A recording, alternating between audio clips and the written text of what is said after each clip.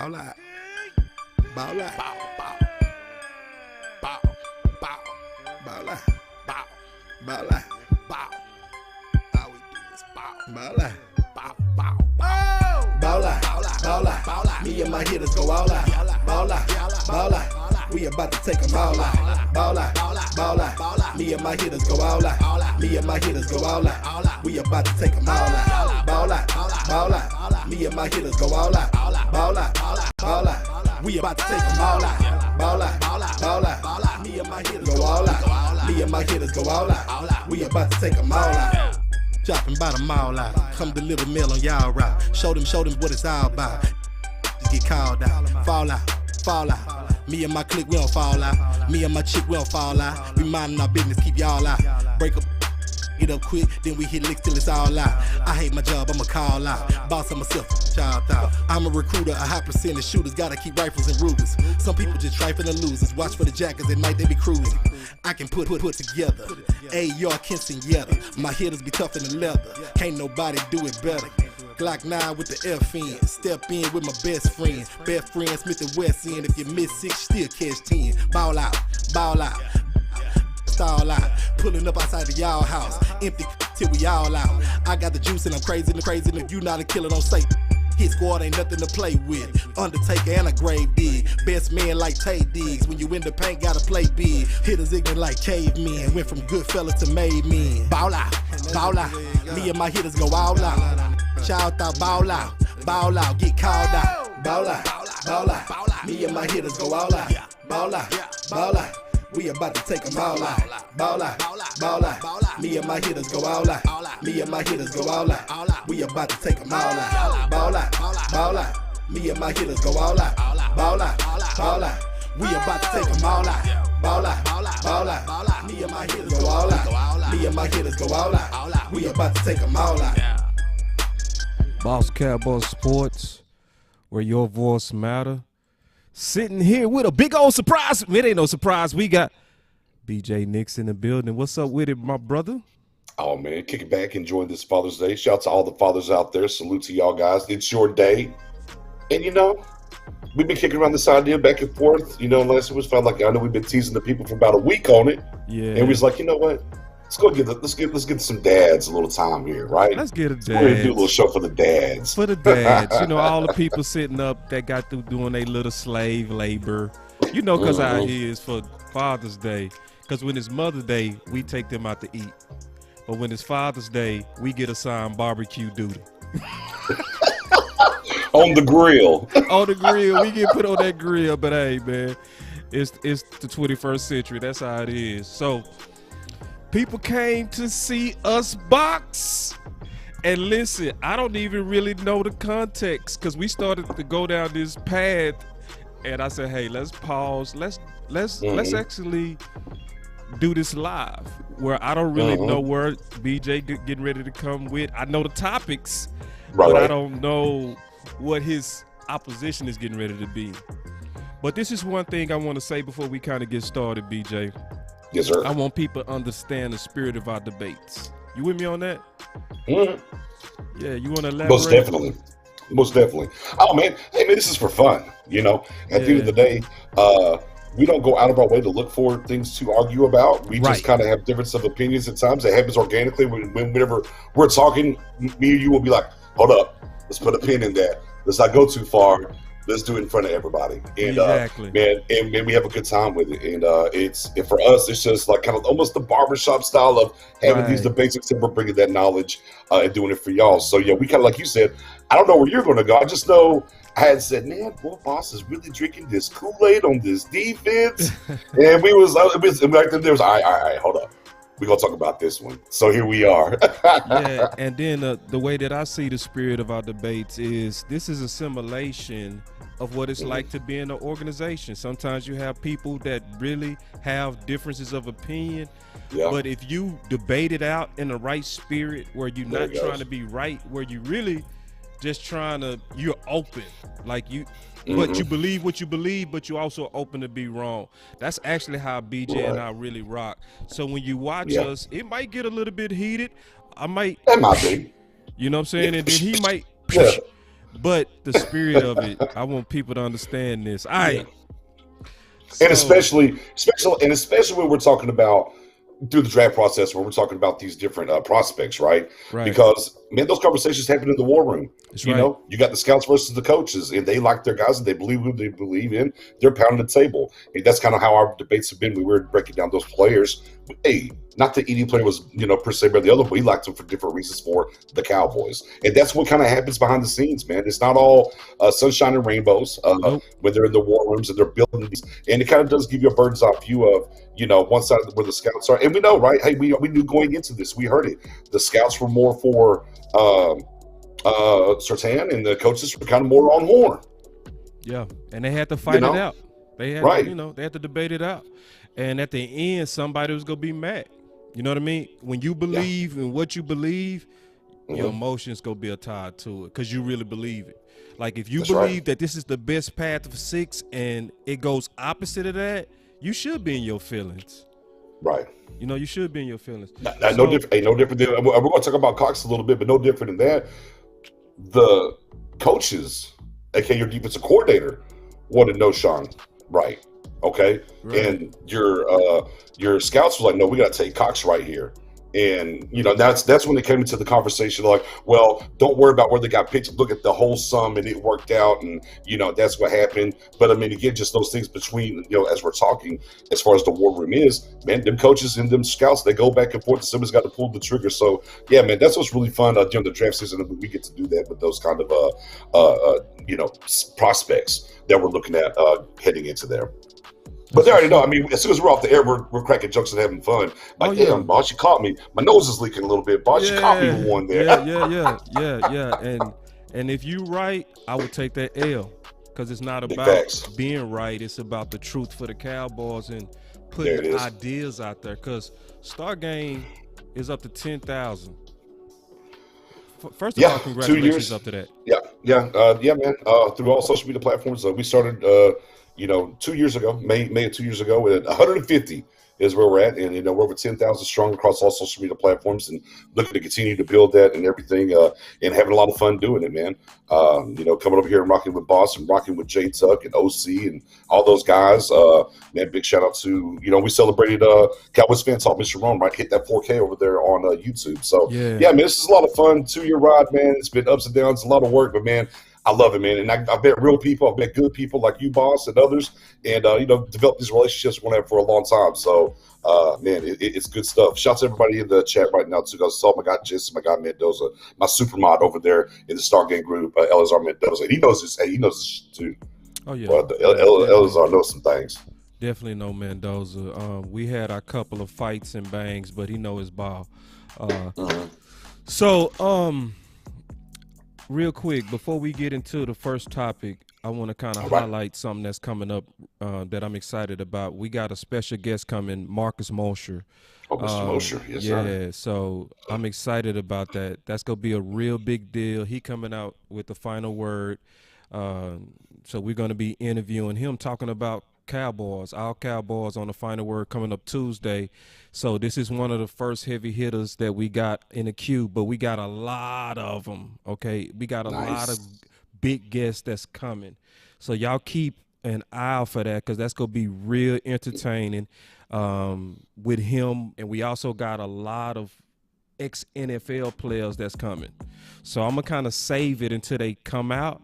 But I'm excited about this because I've been basically using his tweets in fights for years. I hear you. I hear you. So when you finally get a chance to bring a guy on from USA Today, a national guy, to talk Cowboys, man, this is something everybody got to tune in for. So I'm going to tease that a lot during the show so that y'all hit that share. Independent guy that built himself up too. Big facts on that. Oh, for real? I didn't even know that. Yeah. Mm-hmm. Yeah. And see, Mercedes said Locked In Cowboys podcast is great. Yeah, so we go obviously talk about that. And we got that.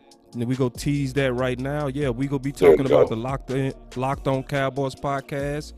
But more so, man, it's gonna be like me and BJ sitting here talking ball, man. Like, you know, one thing about BJ, one thing about me, we not afraid, man. Like, I know my sword is sharp.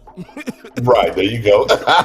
I'm not intimidated because I know I put in the work. I know BJ put in the work. So, all right, let's go, man. Enough of the chit chat and the willy whap and the watty wop. Oh, one more thing, because it is Father's Day. Rikers Moving the Chains, new blog post, Who's Your Daddy? It's exclusively up right now on Stargate page or the Stargate group. You can go over there and check out her new blog post, Who's Your Daddy? And I think you can find her on Twitter as well. She's got the post up there, but exclusively on Facebook, on the Stargate page and the Stargate group.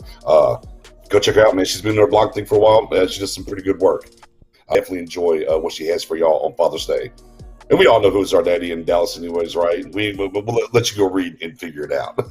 Yes, indeed. Yeah. I saw the title. I didn't read the article yet, but I just saw the title. I bust out laughing. You're right. Yeah, you know what time it is. Yeah, definitely know what the time. I saw the picture of the title. I said, okay, I'm going to come back to this once I finish the show. All right. So what's your issue with me with Cox to safety, bro? Like, hold on.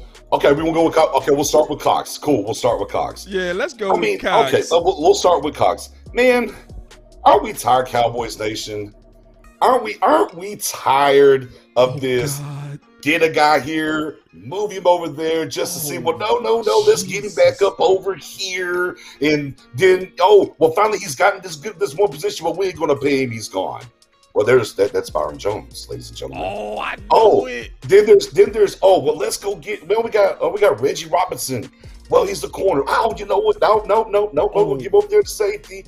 Well, now your position coach is telling you, oh no, you go back to corner. Well, no, we're gonna move you. No, Dan Quinn wants you at safety all the way just to be back at corner. God, Lord, I'm hey guys, just tired of the moving around and switcheroos. Just let my guy be there. And let's be clear, and this is something like if you follow me during the draft season, he is the evolution of what the linebacker position is going to be in the NFL. That's why I was big on JOK, because a lot of people say, well, JOK can play safety and different things about him with the speed and things that he does. But I'm like, these are the guys moving forward. You know, and Isaiah Simmons kind of started this trend a little bit last year too as well, coming out of Clemson, got drafted in Arizona, is a little bit smaller, a little bit faster. You got to be able to cover. We know in Dallas, all linebackers need to cover better. Y'all remember last year. So I'm just not trying to move that guy that's possibly the best cover linebacker this past draft back to safety just because Stephen Jones refuses to take a safety. That's just kind of where I'm at. And I'm looking down that road and what's happening, you know, because that's a good point that's been brought up before too, right? We can't GM in the moment, boss, because I think this is something you brought up before. We got a GM with that 3-4 year plan in mind as well. You know I am. Yeah. So when I'm thinking about that, I'm like, you know, I'm looking at this no 5th year option there for old LVE. We got to wait and see what's going to happen with Jalen. I'm like, you might have just fixed your linebacker core for the next 5 or so years with Mr. Cover Extraordinaire, linebacker, not safety, Jabril Cox. And the Mr. all over the off-ball linebacker, right? We're going to rush him. He's Mr. Parsons. He's going to be everywhere. And these are your two guys possibly moving forward after this year. Now, if you got to move a linebacker, and it's right there on the screen, it's Neal. He's already played safety. Move him back there. It's okay. It's fine. Yeah. Okay. It's fine. We can't try to shoehorn safety. And look, and I get it, boss. I do get it. I mean, y'all watch Stargate. Oh, I do. No, I get it. I get it. I'm seeing it. I don't sound like you get it. I get it. Look, I went and I dialed up the tape before he got to LSU. I dialed up the tape. I saw it. Yeah. But in Cowboys Nation, hold on. But in Cowboys Nation, we were just so thirsty for that damn safety that we're willing to sacrifice a possible starting linebacker for an opportunity to see if we might have something there. Can he do it at this level? That's just for me. I'm like, let that young man learn that linebacker position and go on from there. At where I'm at, that's where I'm at on the Cox situation. No, okay. We gonna go back and forth with this for a while. This gonna take. Okay. This not gonna be a fast one. All right. So this tape right here is courtesy of Okoye. If you don't follow Okoye, you make sure you do that. and he did a great comp on him, basically just showing his skill set. So I just want to first make sure I understand you. Your pushback on the idea of him playing safety is because we've done it in the past with corner to safety and it didn't work. Am I understanding you correct? Oh, I'm just saying we're just tired of being a Cowboys nation. I mean, it's just enough is enough when we need linebackers. Obviously, last year, let's not short our linebacker position to try to go get us a safety because they refused to address it the proper way via the draft. I'm just not going to take my guy Cox, who's possibly the best cover linebacker in college football last year, and try to plug him at safety because, well, here we are again. We didn't get a safety in the draft, or they didn't pull off that magical trade or whatever to get that free safety position locked up. But you got KZ, you got Wilson. You know, the depth is what it is there. You have Neal if you got to break, the glass in case of emergency. Just a young man. Don't move the young man. Now, if they would have drafted him with the idea of safety, maybe we talk about something different. But that's not the idea that they drafted him for. And they've said as much already, right? And even Jabril Cox is going to say, I'm a linebacker. I'm just, when I'm hearing that kind of stuff, I'm like, I get it. I understand. Like, great work by Coy as always. Great to see his work. Always enjoy his breakdowns and stuff. Oh, he did. Absolutely. But man, I'm just like, everything screams linebacker, and especially for this team. Now, maybe if we were a different team, boss, different team, different line, different era, maybe I could sink my teeth into this a little bit more. But for what this team is, though, boss, hey man, don't mess with the flow. Let that man. That's the future style of linebacker. Let it happen. Let it happen, boss. Don't move him. Okay. So I heard your case, and first, I got a question from somebody. They actually asked. They said, "When has it worked for the Dallas Cowboys switching positions?" Well, it's worked. It's worked. Now, it's worked. I mean, currently, honestly, it worked on your offensive line with Leo Collins. Thank you. Right. So, I mean, so it's worked. For some people, it's worked. So I want to take my time and be real clear with this. Here we go. No, walk it on out for us, boss. I like it, boss. Walk it out. This is about the best ideas. You know what I mean? And I'm thinking right now about 2021, and then we go address the career. All right? Okay. So this is one of the main reasons I'm really wanting us to do that. Okay. Mainly it's because the locker room is so deep. Okay? And linebacker. So just check this out real quick and tell me what you think. Okay. That's what you do. And you can do that. You can make the choice to say, okay, it's a deep room. I want this particular guy. And they also said, he said this on defense, that we looking to be versatile with these guys. Sure. So you got to get creative. You got to say, okay, where can we use Cox to his strength? And Cox can cover. He get the ball. So it's like, can we mix him in that? Let's see what he doing preseason. Let's play with it. If he continues to develop, then we experiment more. If he fall off like a rock, then we say, put him in the linebacker room and then let's just let him stay there. Right. So that's where I'm coming from, because I want everybody to understand where I'm coming from. It's about the long term as well as the short term need. And when I look at the room, and I said this May 5th, but guess what? Some of the best writers are saying the exact same things, right? So because I saw this today from John Owen, where he did a full article with a breakdown that said almost exactly what I said, and I never talked to him until today. And he said, why Dallas Cowboys Jabril Cox will become a starter by 2023. And then, of course, there's linebacker though. Just say linebacker Jabril Cox. Don't leave out that LB part. No, but that's right. Which is to about me 23 linebacker, the problem, because I was saying, how do you get that talent on the field? Right. You see what I'm saying? Not that he's not talented. It's like, if you're going to develop him, what's the creative way to develop him? And so people that seem to be against the idea is almost thinking they must think I'm saying permanently move him to safety. No, I'm saying the best way to develop him is to put him as safety on occasion, especially with matchups. This is something else that John Owen said in this article. He said with Leighton Vander Esch, Micah Parsons, Canu Neal, and Jalen Smith in the fold, that's not likely to come in. He talking about Cox in 2021. That's exactly what I said on May 5th when I was on this panel. That's exactly what I said. I mean, I never talked to him one time, but we came to the same conclusions. I want to get your thoughts on that. Well, and here's where, and we kind of danced around this a little bit before, me and you in chats. And to me is, I'm old school in this front of that.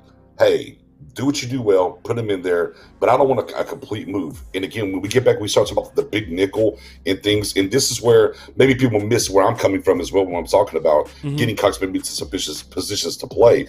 Is I think your new age linebackers are going to start being in the slot and covering man up in the slot as we're moving this thing forward. So I can see Jabril Cox saying, okay, we're going to go to this big nickel, but instead of it being a safety, it's a third linebacker who can cover. Right. And he's going to be in that slot area and not really be asked to do traditional, maybe third of the field, 1/3, 1/2, safety time, more so come in, bang a receiver in the slot, right? Like jam him up really good and cover him and work him in that way. Because I do agree on the aspect of, you would like to get something on the field this year from him. And I've said this before. I think, honestly, it's going to be some spot duty unless there's injuries. Now, we got to remember the type of injuries we went through last year at linebacker. Right. And that position all of a sudden can look very thin and frail. And then it also turns into, just not a special teams guy. You want to get something out of him. So if you start looking at him get creative with the multiple defenses that Dan Quinn talks about, if you're able to get him in on coverage downs, and maybe it's a situation where he's going to come into the middle and maybe Neal goes into the slot or something, right? Because there's some things that you can do there and get creative with the skill sets of these linebackers. But asking a fourth round linebacker to come in here, make the switch to safety, for now to get him on the field, just to say, okay, now we're going to take you, put you back at linebacker. There's just a lot of pressure on the kid, and I don't want him to have to, not that he hasn't done some of that in college, but just the NFL, big boy league now. And I just want to be laser sharp on what they want him to do. If they can cut him a particular rollout, I'm all for it. Again, this guy covers. Everyone's falling through the draft and what happened. This kid can cover. Now, we know this attack, not that he's per se scared of contact, right? But, he's got to become a more solid tackler, but there's no perfect draft pick. Everyone's got something to work on. But for him, he's definitely got to work on the tackling aspect of it. And when you think about that, boy, you want him to be the last line of defense if he can't tackle well, that gives you some shades of some other thing too. Man, you walk right into that. All right. I'm going to say this. First, let's talk about him in coverage. Okay. Okay, so when we look at the specific piece of Cox and we say, what is he good at? What is he really good at? What do we all say? Say it at the same time. Coverage, right? So we're moving to free then. If that's what no. Where he's good enough, where he's more hybrid, but he's still going to be in a covering zone-ish, where he go get in matchups, and you can just kind of play with him right there because he's a fish in water, and it's acknowledging that. Where we've all saying he needs to work on tackling. So I'm thinking, where can I get this man on the field, right? Give him some reps, maybe some particular matchups to where he match up well. And then if he handling up on the coverage better than Neal, then you developing him. And then you also got your guy Neal more as a true linebacker. All right. So, because I want everybody to know where I'm coming from. See what I'm saying? So I've been saying the same thing since after the draft. Like, I've never changed on this, and I want to kind of show this, go through this with you, and then get your thoughts on this real quick. All right. So when I look at the linebacker room, right? So obviously you got Jabril Cox, but first you got Leighton, right? First rounder. Okay. And they came out and said he's playing weak side linebacker, right? Which we know even in the base defense, that's gonna only be about 30% of the time. Then you got Neal, who also playing a weak side linebacker, which they came out with. But this is the problem now that I have with the thought of him just being able to go back to strong. Last year, do you remember what his playing weight was? 218, 220? 217. 217. Yeah, I knew it was around like right in that 215, 220 hole for sure. He's around 228, 230 right now. He has super bulked up for linebacker. I don't think, and see, remember Cox, he ran that 4.5 as a big boy.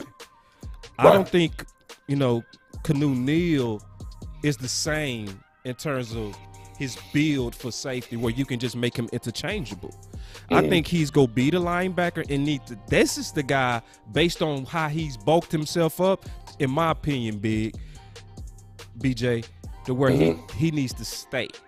Like, this is the guy I wouldn't want to move. You know what I mean? Right. And then you go to Micah. We already know. We heard the rumors. We already know.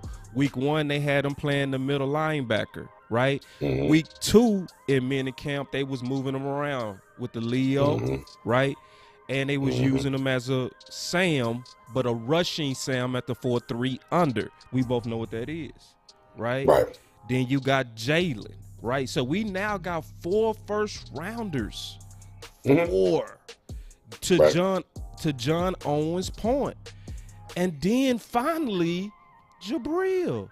So this is what I fear, man. Just keeping it all the way honest when we're not open and when we're not flexible to trying to get him on the field. Why not room the youngster Cox, just like you have a hybrid Neal, have a hybrid where you can get more reps with the youngster? You can. But if you just pigeonhole him into a deep linebacker room, you kind of limit your chess piece. So are you see what I'm saying? Yeah. I think we're saying the same thing there a little bit, boss. Is that I'm okay with carving a role. I'm just not of the mindset like, hey, he needs to go play safety and that's that. Like I said, but just a little bit earlier. I mean, let's be clear, right? I mean, last year and where you're coming from and where I'm coming from too, we talk about maybe getting him onto the field somewhere, right? He had 41 targets his last season at LSU, I believe is what it was. The past season, right? I mean, he picked off 3 passes or his last season in LSU, I should say, not this past season, excuse me. And he saw 41 targets and he picked off 3 of them. He had like 4 or 5 other pass breakups. So, back to what you're saying it's very valid, right? It's very valid. Like this guy in coverage, on the field in space makes plays on the ball. You don't want to, as you called it, the chess piece. You don't want to limit and just say, hey, go learn the position, go play some special teams. We'll see you next year and wherever it lays. I'm with you there completely. Right. But I stop before you jump off the ledge of let's move into safety all the way. And that's where for me, that's where I'm like, whoa. That's just where I kind of pause. I'm like, find a way to get him in there, but let's make sure he's staying in that linebacker room, learning. And look, we know what he does, in coverage. And we get him into that slot area, a big nickel, if you will. But I'm not at the mindset of let's just get him all the way back into a free safety type position. That's where I'm at. I think that's probably where we differ. We both agree on this point. He knows how the ball comes to him. There's some football players, man, the ball just kind of comes to them, man. And you want those guys on the field more than them sitting on the bench. Exactly. So I think he's starting to come around a little bit. I think he started to come around to me because it was a slight breakdown. That's why I'm glad we having this debate publicly. This is a good debate because I'm actually not saying move him to free at all. Or strong, safety, either or am I saying permanently in 2021 to move him to safety? Okay. I'm saying be open with his skill set to make him a safety if it makes sense. Perfect example. Remember, you be playing too much, bitch. No, listen though, but we talking real football. I know when I'm talking to you, I know I'm not talking to nobody at the surface, man. So now let's go back and forth on this, bro. All right, let's get it. So, where was Jones a fish in water when he was playing safety and corner? What specific game where he was just perfect, ideal to match up? Early on, it was tight ends. For sure, early on. You see what I'm saying? No matter what. Right. Tight ends. Put him on the tight end. Walk away from it. Right. Mm-hmm. That's what I'm saying. And see, that's why I said we needed to debate this openly, because I think people misunderstanding me. I think people misunderstanding you. You know what I mean? People thinking I'm saying make this permanent position and then we're done. No, I'm not saying that. Right. I'm saying be creative with this dude. Be creative. Right. Think outside the box if you have to, because his skill set is that obvious. You know what I mean? Some people hearing me say, take him out of linebacker and safety forever. No, I'm not saying that. No. I see what everybody's saying. The league is moving to where they target linebackers in the mismatch because of their lack of coverage abilities. We got us a special tool that when he's there, you can't target him because he has a special skill set at being able to cover. Right. But the problem with all of that is it's also in a deep room. So can we get that quality coverage on the field in 2021? John Owen and I say hell no, unless it's injuries. What's your thoughts on that, big bro? No, I mean, and kind of what we talked about a little earlier, for sure. I mean, now granted, last year, knock on wood, I'm gonna knock on some wood over here. Right. We're not gonna call those injuries like we had last year, because that linebacker room got shrunk quick. And again, that's you and John. I mean, that's why I've said from the get, I don't know how he gets on the field without them, as you said, get creative. I mean, I don't care. Look, even if let's just go off the reservation for a second, say, you know what, boom, we're moving to safety. That's it, done deal. I still don't know if he gets on the field this year minus injuries. And life of a 4th round pick, right? Hey, sometimes those things happen.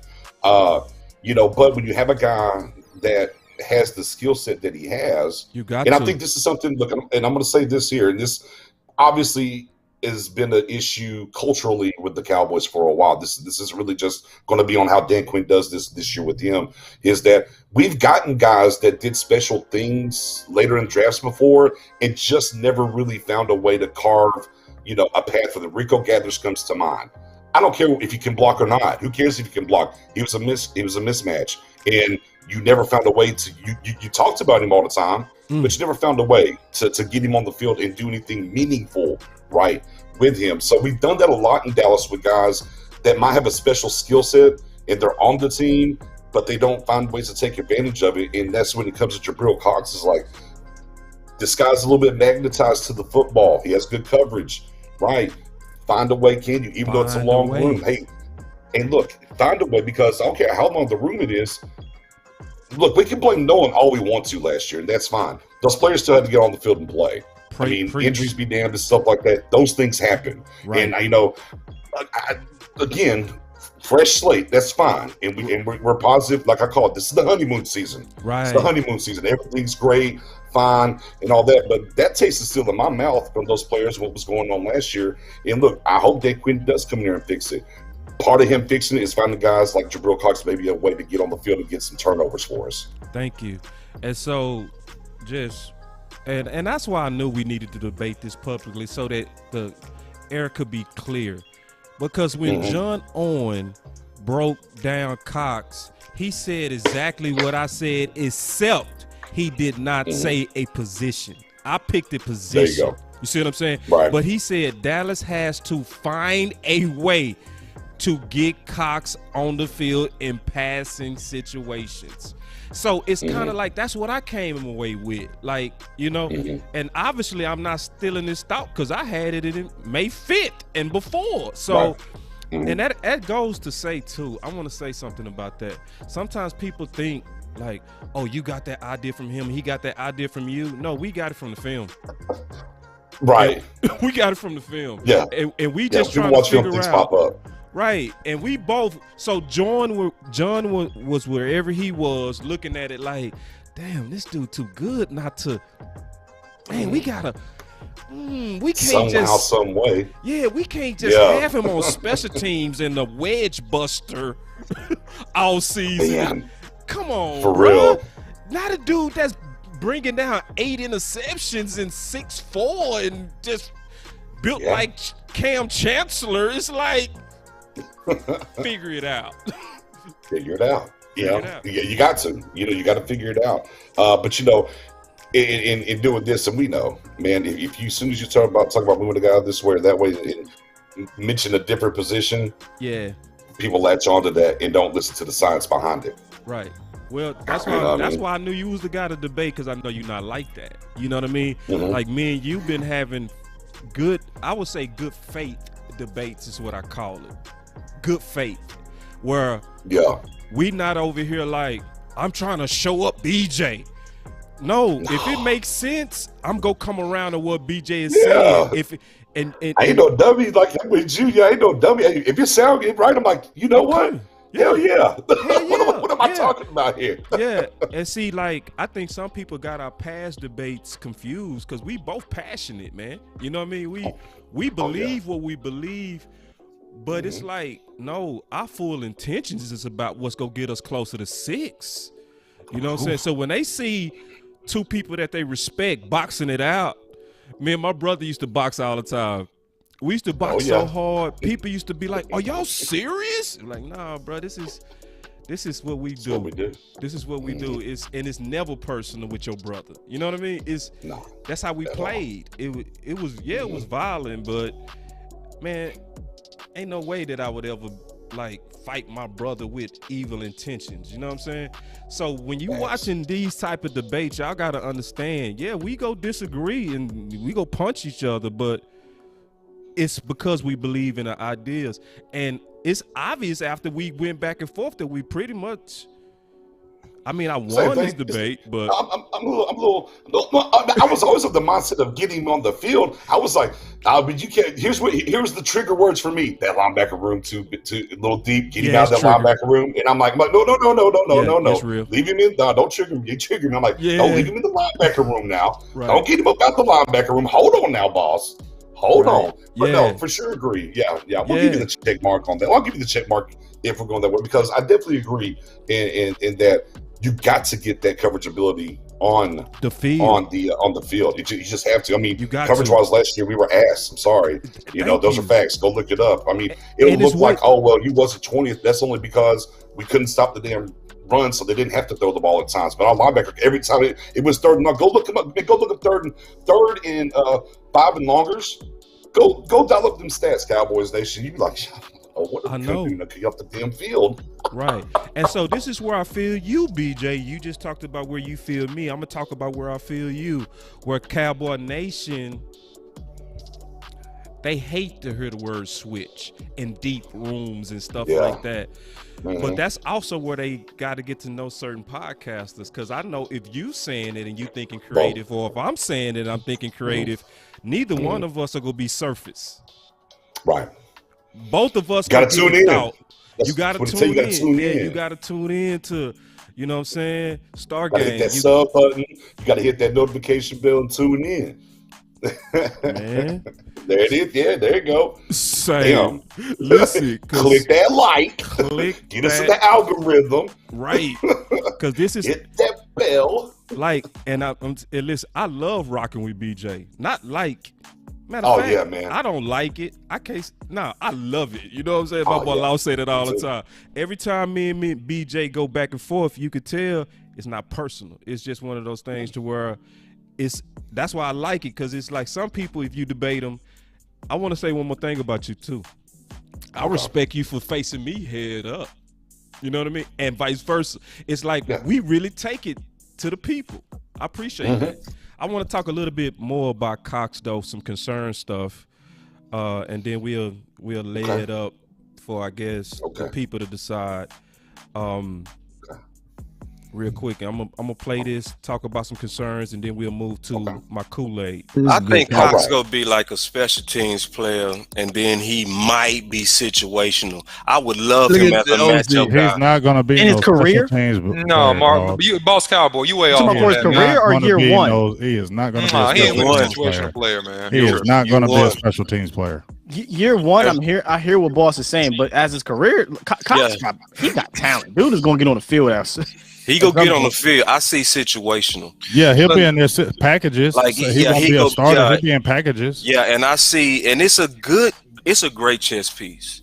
So when we face Kansas City, that's a beautiful thing to have. A rangy linebacker. Rangy linebacker with some good coverage, and then you'll be kind of weaning him into a big position. That's his strength. You know, and we go face tight ends in this division where you need to be able to match up with them. In this division, as we ramping up the other teams, that we might have that war. I mean, I love it for that aspect. It's just that I have to say what it is. He will have to fix that tackling. It's that I have to say what it is. He will have to fix that tackling. It's that I have to say what it is. He will have to fix that tackling. It's that I have to say what it is. He will have to fix that tackling. He will have to. But I think he will. I think Dallas and You feel me? And see, Like I said earlier, that's tackling. that tackling, and see, BJ, when I said that during that time, oh, bro, people was mad at me, bro. but the tape, I mean, all you gotta do is go download the tape. It'll show it. It does. You know, it shows it. But BJ, you already know. Oh yeah. You already yeah. know what happened. Yeah. The Hey, juice. covered. The juice is on the loose. The juice was on the loose. Everybody was drinking that. Oh, he the steal of the draft and this and that and the other. And BJ was looking at the film. I was looking at the film. John Owen was looking at the film. And you saw how my boy Big was like, nah, boss. After this, he took a closer look and he was like, boss, yeah, he be tripping on that tackling. And then, so everybody caught up to us, BJ. Right. I want to talk about this real quick because John Owen brought this out. Now, I said it may fit, and this is not to say I was right. It's talking about concerns and what can we do about it and why I'm still open for him to play safety. Like, this is what John said. He said, while I'm very bullish on Cox, he does have some maddening inconsistencies versus the run. Yep. And then he showed it. Like, John don't be playing, bro. John don't be playing at all. At all. At all. He said his main issue is that he can be slow to read his keys and has a tendency to stick to blocks, which is why Cox's impact against the run was minuscule compared to his impact against the pass at LSU, which is going back to just keeping it 100. Man, they need to really open their minds up to potentially safety, bro. Because there you go back to that safety.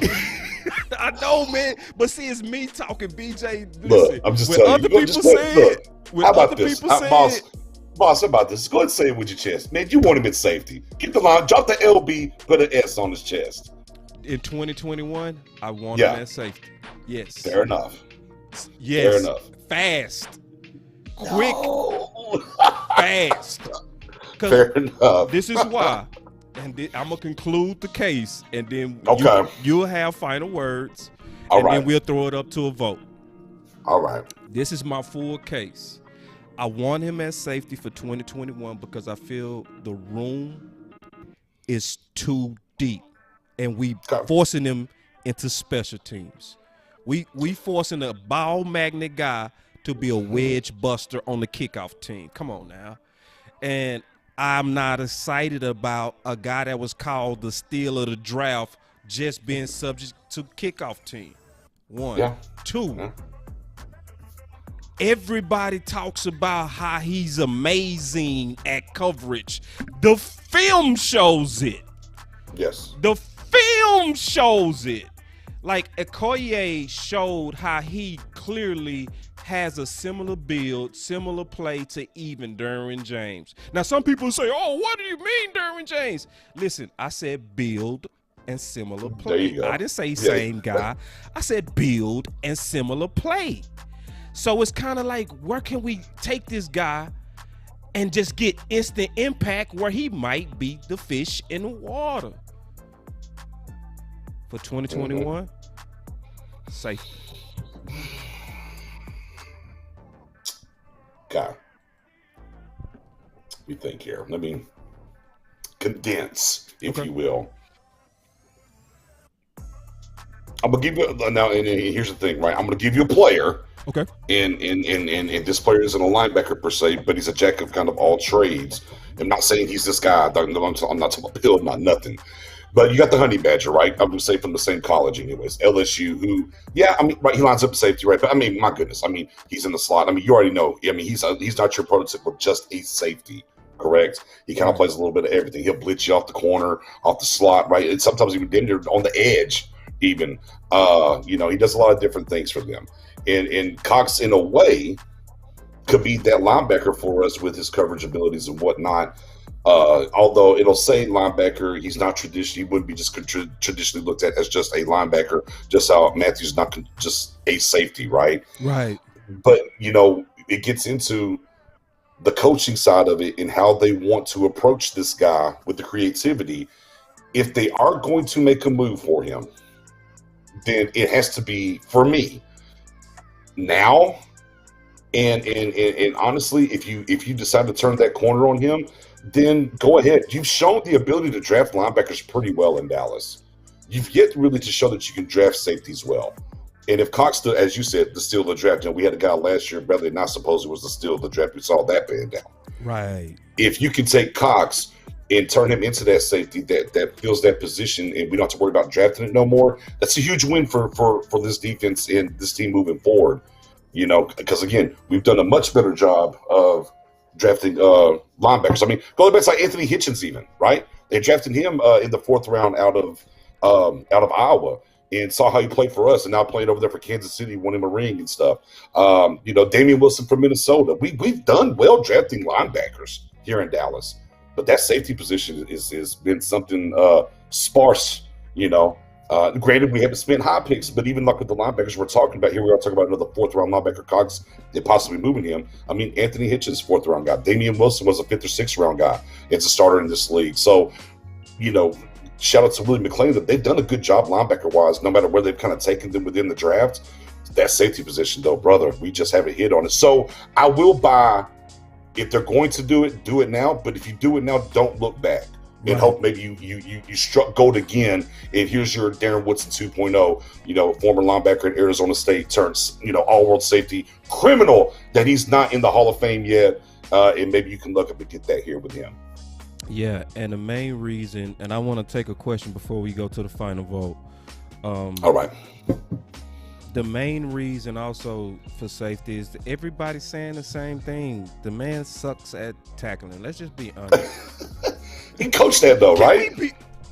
Can we coach it? Can we coach him up? I'm not doing that, BJ. I'm not doing that. I mean, you know, because remember with old Horn, he was too grabby, so we can coach that up out of him. Yeah, but you know I didn't make that. You know I didn't make that case. Not for I'm just saying, can we coach up? Can we coach up a 4th rounder to tackle? Can we? I'm asking you, boss, what you think? Can we coach him up to tackle or not? It's too much film. It's too much film that says he's a bad tackler, bro. Yeah.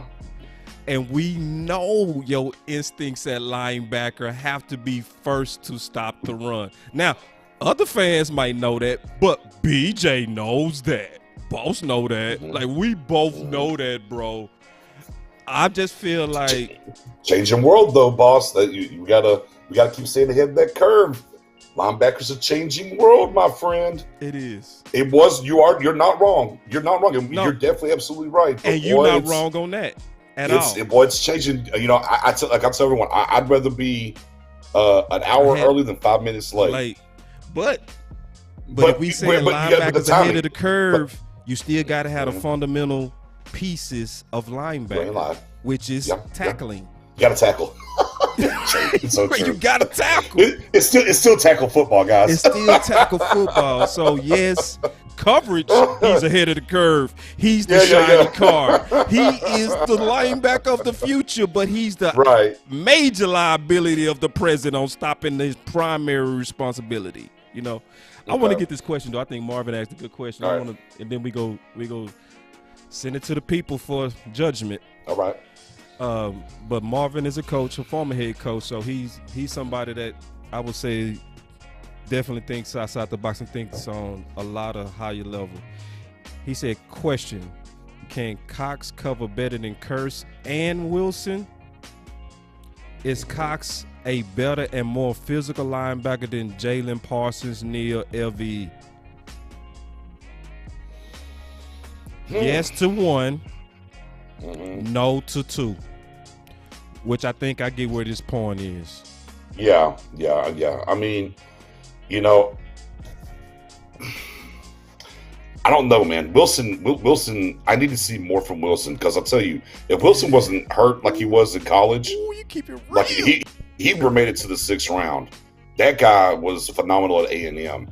And it didn't matter if he played free safety, strong. It didn't matter where he's playing safety with A&M. Injuries is what costed him. He's definitely a guy that would not have been around in the 6th round when we drafted him had he stayed healthy. So I don't know if he covers better than Wilson. I'll give the nod on Curse. I will give the nod on Curse. But again, you know, if you look at Curse up in Minnesota, he wasn't gonna get on the field there either. That room was deep with Harris. Was deep. Yes. Yeah, Smith, like, brother, you just say, hey, sorry. But I'll take the cap on that. Yeah.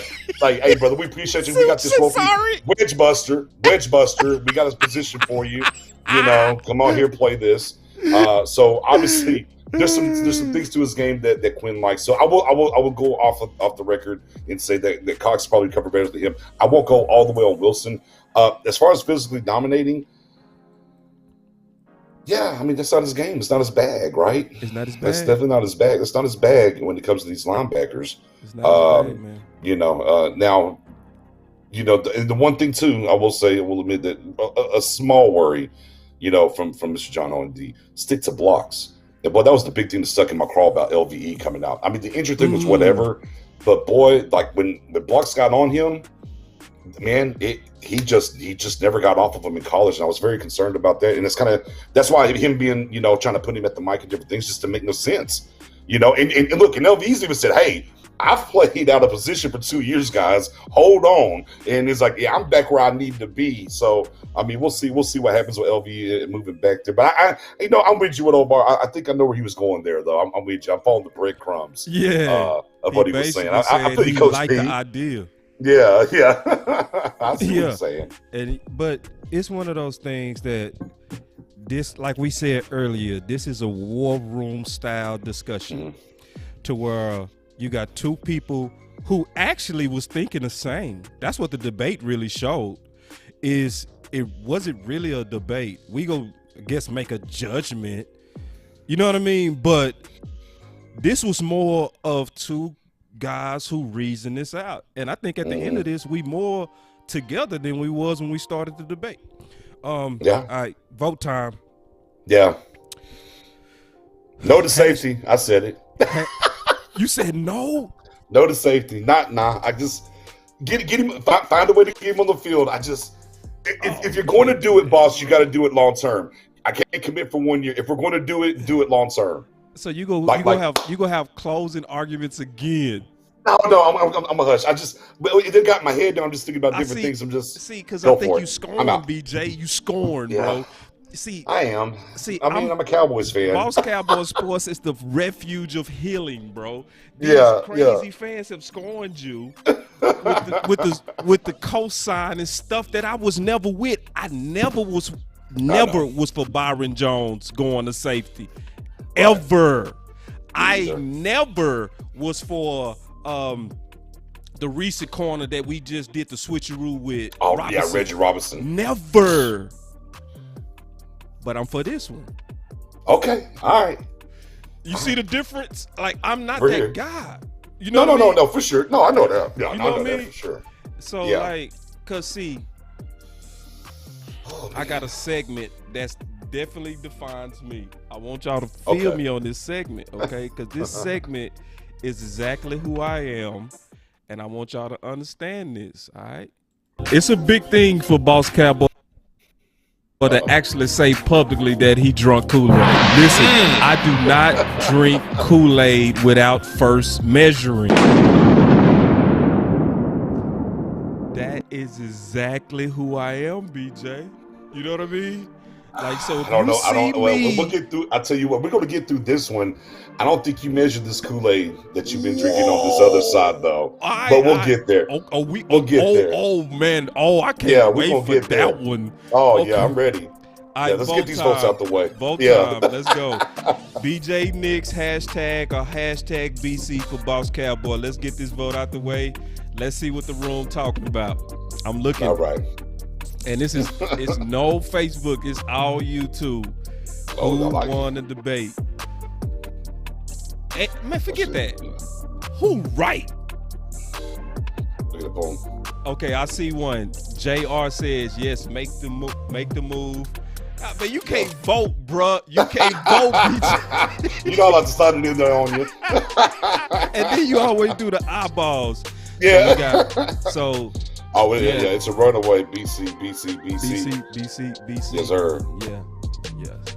All right. A lot of Tyrone chose Derwin James, safety linebacker, Jabril Cox, linebacker safety. No doubt. Yeah, man. And again, I'm okay with the move, but I don't want this tween stuff. You feel me? Like, if we're gonna make the move, then make the move. Not no 1 year, just so we get on the field this year. We're gonna put it back to linebacker and back and forth. Hey, look, if we're gonna make the move, make the move. Yeah, make the That's move. all I'm saying. Make the move, make the move. Yeah, and it's one of those things. Yeah, and then it's one of those things, BJ. Let me ask you a question. Mm-hmm. I think this gonna get you excited. Okay. Would you want to see Jabril Cox covering Ertz? Like they did with Bob? You see what I'm saying? Yeah. Don't that sound sweet? But I don't have to move the safety to do it. Like you say, be creative. Well, you might. Shout out to my guy Brandon. He scored like me, damn it. Now you got your son. All right, next debate. All right, I'm ready. All right, so you said now you accuse me of literally blasphemy, bro. Boy, I was like, you accuse me of being a Kool-Aid drinker, dog. I mean, I was listening. I was like, my guy's really on the Kool-Aid. Yes. I was shocked. I was shocked, boss. I was like, there's a lot of shows with Boss. I've been on with James and Boss before. They be like, you drinking that Kool-Aid, dog. Yeah, for real. My James. Yeah, you drinking that Kool-Aid, we dog. rocked you a couple shows. Yeah. I'm like, bruh. And boy, I was like, wow. Yeah. This defense, they did, wow. Yeah. My goodness, sir. Okay. I mean, let the people know where you at on them. I want to know. Yeah, I mean, you got the red shirt on, so it's got to be some Kool-Aid around there somewhere. Hey, man, this is a dad shirt. DAD, homeboy. You know what I'm saying? Again, shout out to all the fathers today, too, man. One more shout time out. Shout out. Because, see, BJ, listen, man. You, it's pure blasphemy what you said about me, bro. It's blasphemy because I'm going to play this again because this is exactly what I'm about. It's a big thing for Boss Cowboy to actually say publicly that he drunk Kool-Aid. Listen, I do not drink Kool-Aid without first measuring. With the gunshot at the end because I'm dead serious, bro. Where am I tripping on this Quinn Kool-Aid that I drunk? Because I did sip a big gulp of it. I need you to explain this to me. Brother, you did. I mean, now look. And we said before, Quinn's probably the big, and we know why he was brought in here, right? And I've said it that, the greatest acquisition during free agency was Dan Quinn to come in and try to fix this defense. And yeah, the pegs are on the wall, right? Two-time Super Bowl defensive coordinator, one-time head coach, getting to the Super Bowl as well. But boy, when you really start breaking down his stuff, once he got out of Seattle, now he wore another hat, right? It was not just about the defense, but then if you really zero in even further, you get to 2019, where it's like, hey, bro, you got to be the defensive coordinator now too over here. You know, he got his hands, you know, back in the dirt, if you will, with the defense, and we kind of saw what it is the last 2 years. Not good, right? Because obviously he's up out of there, he's fired with all those offensive weapons. Now, we can say they had a lot of injuries, and he brought some of those injury players over here in Neal and Casey, right? So we just kind of understand, like, and we get to the point, like, well, hey, is that cover 3 system maybe a little outdated? They've kind of found ways to attack the middle, you know, the linebackers, whatnot. Is he going to be able to adjust and get on, you know, get ahead of the curve again, being just focused in? And those are all valid, very valid questions of him. Look, of course we wanted to come through the door and do whatever. We know he got his way in the draft for sure, and we're excited, you know, for him to get his pieces and see what happens. But boy, I know it's the honeymoon season, as I call it, and you know it's all fine and dandy. I mean, we just haven't strapped on the pads yet once, and it's like this defense is turning around, boss. And I'm like, boss, hold on. Even you early on when we first hired Quinn, we had some conversations. You're like, yeah, I don't know, man. So go ahead and tell me what you saw from that point till now. Let me ask you this question: where, boy, you decided to take the big old swig of the Kool-Aid on it. What happened? Was it the draft? Did the draft turn you, baby? No. Okay. Fair enough. What turned you? I measured. All right, so we gonna talk about it. I'm gonna take it from A to Z too, bro. All right, let's do it. All right, so break it down, Dan Quinn. Mm-hmm. Give me a second. All right. So the cons, and these are stuff we talked about before, me and you. Yeah. Fired mid-season. Mm-hmm. And I even had a term for them. I called them cheap seats. You did. I forgot about that. Yeah. 7 years of in Atlanta, only had a top 10 defense once. Defense in Atlanta was known for impossible comebacks, and Quinn has always been a hands-on coach. Mm-hmm. The pros, his men love him. A leader that speaks his mind. Yeah. He demands effort. A hands-on teacher. A very humble spirit. Give him talent, he can make it all world. He taught the 4-3 system for over 10 years with Rob Marinelli. So let me get down to what put me in Kool-Aid mode. All right. What put me in Kool-Aid mode is I was seeing so much common sense, bro. Mm-hmm.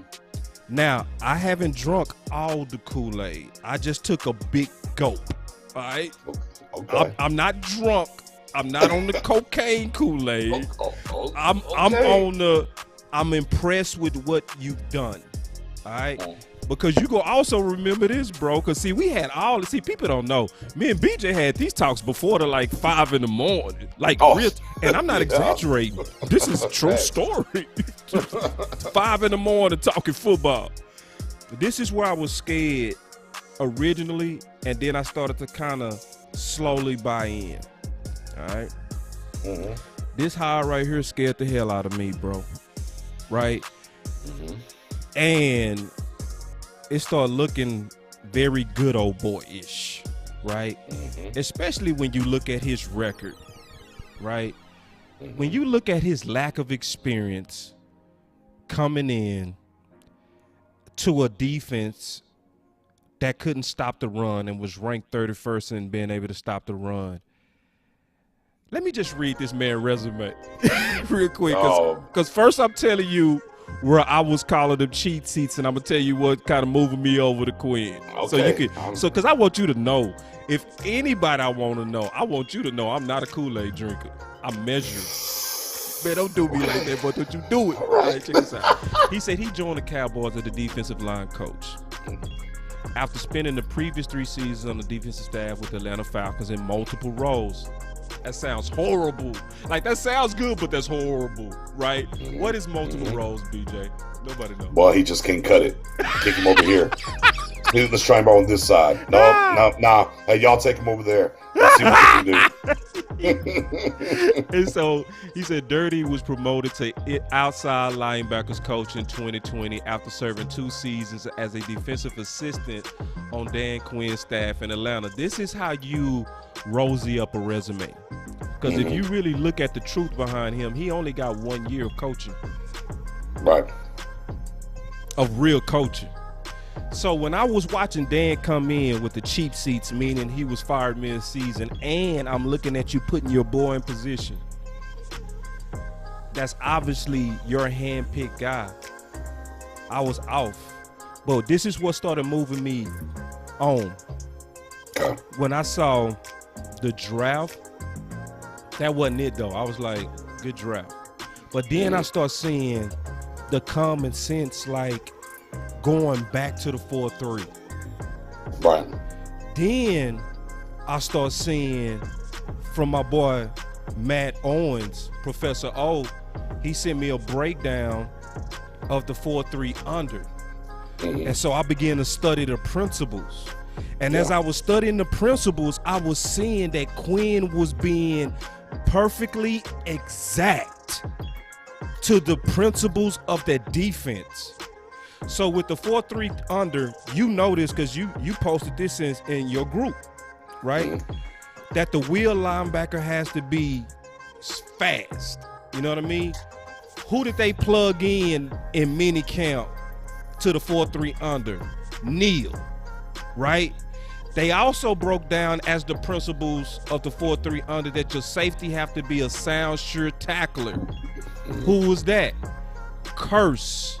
Right. Then they talked about this is the best defense, obviously, to bring major pass rush if your Sam linebacker has the skill set. Who was playing the Sam? Parsons. Then who else is playing it? Gregory. And what was they doing? Switching them out from the Sam to the Leo, to the Sam to the Leo. He was a perfect across the board with the principles of the defense mixed with the players that he acquired. Another thing that he did that showed that he's being pure in his principles. The 4-3 under also switches the 1 tech and the 3 tech. They switched those. They do. And who was he praising as the ultimate 3 tech? Gallimore. You see what I'm saying?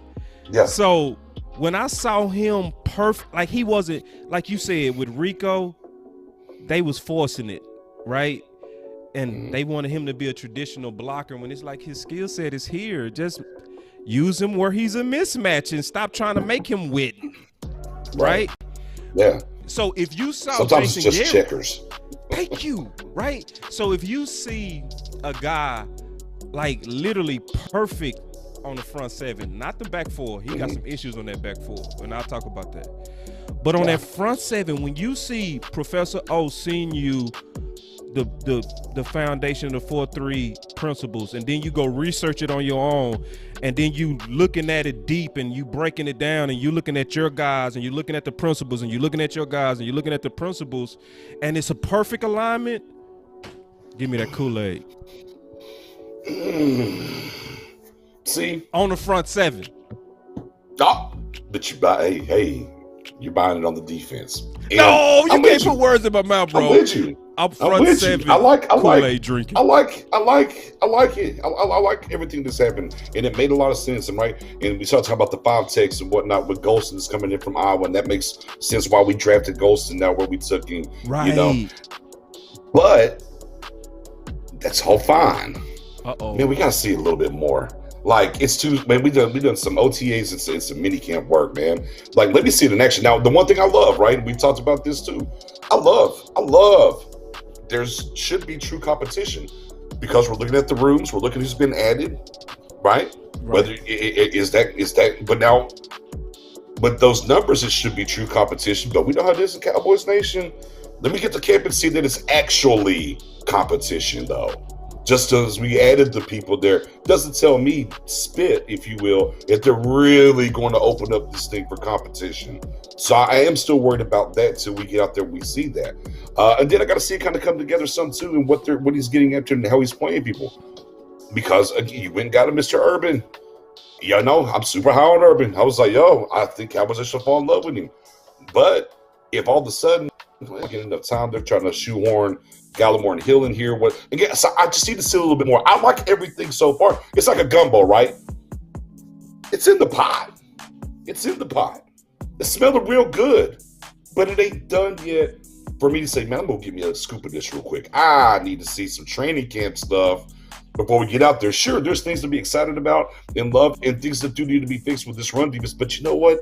Well, this defense, I don't forget last year out the window. And I think this is where a lot of people, think, again, as I said a little earlier, this wasn't just Nolan. This defense hasn't exactly been great for years. Back to the Marinelli years and whatnot. We've had issues, right? The reason we drafted Zeke was and go back to DeMarco Murray's because we couldn't stop nobody. It was, hey, man, we need to hold this ball for a long time so this other team can't score, is what we have to do. We have to win time of possession or we're going to get, thrashed. And it's been that way for years. So it wasn't just like, well, Nolan came in here and stunk it up. Yeah, he stunk it up, all right. And we had some injuries. But in general, it wasn't going to, it hasn't been great over here. So, but Dan Quinn coming off of what he did in Atlanta, and the draft, which makes sense. And you're right, it does make sense. And it should be all these things. But we don't know yet. I can't drink no Kool-Aid yet. Let me get to camp. Let me start seeing some of this stuff. Then maybe I can drink some of the Kool-Aid. It's cool right now. It's the honeymoon season, baby. See you inflating my expectations. I have not anointed them to the Hall of Fame. Oh, I didn't say you did. Yeah, no, I got you. Okay, you play chess? You play chess? Are you good at chess? I have my moments. How about that? I tell you what, we all know that play chess, you can tell in the first moves if somebody know what they doing, right? You can tell in the first 8 moves, like, okay, this person, they go bring something. Mm-hmm. If you seeing the worst moves in the very beginning of your chess pieces, yeah, that person garbage, right? So I'm drinking the Kool-Aid on improvements, scheme-wise. That's the Kool-Aid that. See, hold on, real quick. Cause see, you ain't even let me finish. You already start sighing. See, that's how I know you trying to win on this one. You try to get that L back to a W. You ain't gonna get it that way, bro. You got to get it the straight up way, man. All right, listen, bro. All right, go ahead. So first he got Tristan Hill, and he got Neville Gallimore playing a 3-tech.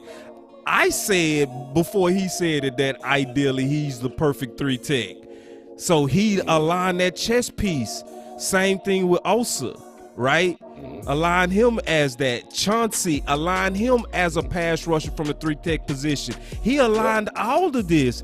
And then, like, straight up, BJ, under Rod Marinelli, we have never had ever a one like Brent, ever. Oh, I know. And no lies have been told. We have never had a one like Quentin, ever. Mm-hmm. So the Kool-Aid that I'm drinking is the common sense of the aligning of his pieces. And then he didn't stop. Oh, don't worry about this. This was just that was me. I feel you. Lobbying for him. Hey, you never. But then he did this, which was smart. Like, let's look at all this move. He came out and said LVE is going to be playing a weak side linebacker, which is what they did to Sean Lee to do what, BJ? Protect that body. Right. Because when he was at the mic where Nolan had him, he didn't have the durability for it, did he? So we just prolonged his career with the right chess move. Then he didn't even stop there. When he brought Canute Neal in, he didn't just bring him in at 217. He was like, get your weight up. He's sitting at 228, ready to go. And he ideally put him in the perfect situation. You know what I'm saying? Playing the weak side linebacker because he also had injury concerns. So He used insurance for the insurance of LVE. And then obviously, when we drafted Micah Parsons, everybody said, don't put the green dot on him. Everybody. They said he's too young. What did Quinn do? Put the green dot on him. He go beat a Mike. You know what I mean? And it makes sense because of his durability and where you drafted him. It's just so many. And see, I don't want people to think Kool-Aid is me saying this defense is finna be Hall of Fame. Kool-Aid is me saying I applaud the hell out of Dan Quinn.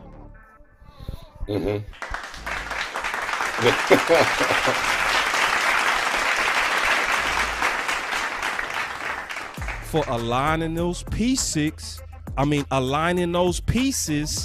Perfect. You know what I mean? At least the front seven. Now, I can talk about the back end four. I got some issues with that. But that front seven. Perfect. Straight up, one more time. Perfect. You know what I mean? That's Street Fighter 2 back in and the I'm day. talking about how he aligned it, not, what they're going to do. Because you're right. If the debate was, are they going to be great? We can't say that until they hit the field. Although, but is the debate, is it appropriate for Boss to drink Kool-Aid on how Dan Quinn aligned his pieces? I think I can sip that cup. Here we go. Now, I like what you've done over the past week. You went back, if you will, and redesigned your take here a little bit. What? On the fly, a little bit on the fly. Man, you crazy. When he was on that live, it was we a didn't lot even of talk about this. A lot of sugar flying and whatnot. Now you measured it. Now here's something back to the measuring part. You measured and took it back into the front seven and the line. And you're right on that standpoint. Like unlike Nolan last year. Yeah. Plan. Like, hey, he came in, it wasn't written on the wall in crayon like Nolan, right? He came in, he goes, no, hey, look, guys, here's my resume, and this is what I would do, boom, and now let's go make it happen and move forward. So, why do we have to get excited about a freaking football organization just doing things that make sense? Thank you! And that's why for me, I'm like, I love too much. Cool. Great. You did what you're supposed to do. Man, that's awesome. Why drink Kool-Aid over it? You just did what Boss would have done if he was in Dallas at the defense coordinator, what I would have done if I was a defensive coordinator in Dallas. That's all Dan Quinn's done so far. He said, these guys should be here, which we already knew that, which great. Thank God he did it. But I'm not going to throw no shower and have a parade for my man on the fact that he just put guys in the right position. No, not doing that. I ain't gonna let not you do doing that. See, you try to get this W back. I'm with not you. Doing that. No, you supposed to do that, BJ, and shame on you. No, shame you're right. on you. Listen, he's supposed to do that. You're a married man. You know better. Because let's talk about the principles of compromise. Let's talk about it. You married, so I know you know better. Everybody that got a girlfriend relationship or married, no, you always reward good behavior. So if let's say, I know this not happening in your house, but let's say if you've been wanting a sandwich in the morning and your wife start getting up making you a sandwich, you don't say, yeah, you supposed to do that. I'm not gonna reward you. I'm not gonna say thank you because you're supposed to do that because I'm your husband. You know what you say, you know what you do because you're a married man and you know how to be a good man. You know what you do? You say, baby, thank you. I've been wanting this. I saw this. What you streaming on right now? New Mac, right? Who got that for you? Wifey. Oh! Hey, what did you do? You posted it on Facebook, Twitter, Instagram, Hulu? No, Graham. I'm not a Graham guy. I got to figure out how to do Graham. I'm not a Graham. I'm too old for Graham. I think that's for the youngsters. I mean, everybody keeps telling you, you got to go on that IG. I wish I got an IG account, but man, I'll be honest with you. Boy, this BJ is working the crowd, boy. You going hard trying to get this W, man. Look at BJ. He done snuck up in the chat. Look at Here's the thing. My man James said, come on, BJ, this is the problem with Cowboys fans. I'm like, hey, help me out here. Let me figure it out here. Like, I mean, that's what I'm trying to figure out. So many years beat down by disappointment. I'm not lowering expectations. I expect 6.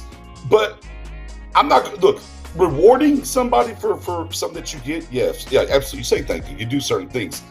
I'm just going to throw a ticker tape parade because a guy who's been to the Super Bowl 3 times, twice as a defensive coordinator, once as a head coach, came in here and said, yeah, this defense is a mess. These guys are out of position. Let me put him in the right position. I expect him to be able to do that. He'll get applause for me if we get out to training camp and it's actual competition. He'll get the Kool-Aid for me if we're stopping the run and things look different finally here. But just putting people in the right position, like, bro, you've been to the Super Bowl 3 times. My guy, you should be able to come in here and do that. Nolan couldn't do it, obviously. He's gone, but come on, Quinn.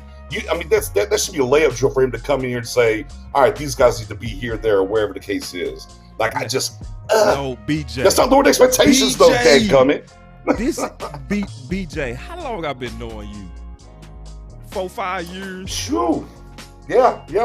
All right. Up there. Me and you used to war against everybody in the war room. Oh, there was a couple, over common sense. Right? Oh, but fans and the coach is 2 different things. No. Fans is short for fanatical. No. Yeah. No. This is real. What I'm getting ready to say. All right, go for it. I am sipping Kool-Aid over seeing a lot of common sense. I'm sorry. I saw receiver by committee.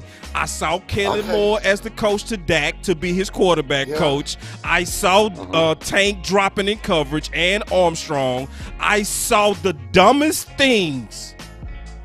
So when I see somebody come in here that align our guys where they supposed to be, I can't sip on that. But don't you want more? Yeah, I do. Of course, I'm expecting more. I mean, and see, this is why I'm expecting more. This is where my Kool-Aid becomes smart optimism, because instead of doing stupid stuff like putting Parsons at the wheel and then saying we like LVE, so we gonna give him another chance and let him play the mic where he's not durable, they switched it. Right.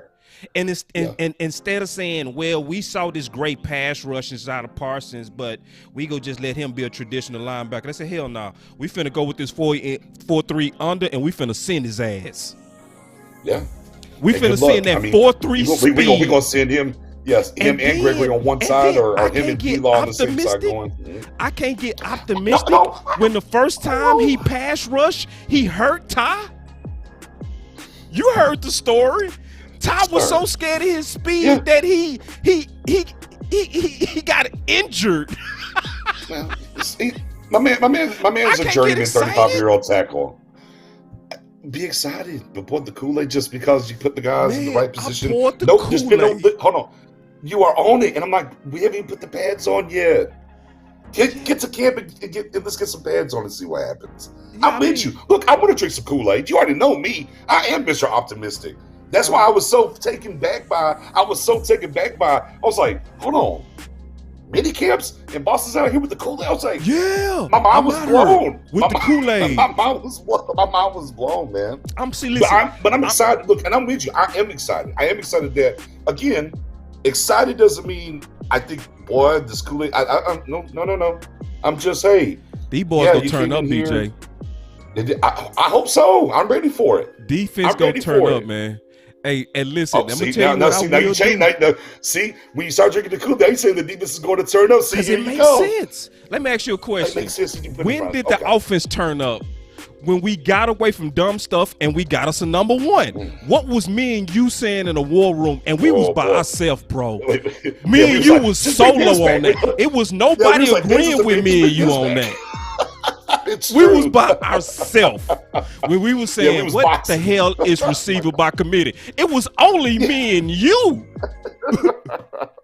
It was only me and you saying, why they tripping on Rico with Brock blocking? Why don't you just make him a mismatch? It was me and you. Help him.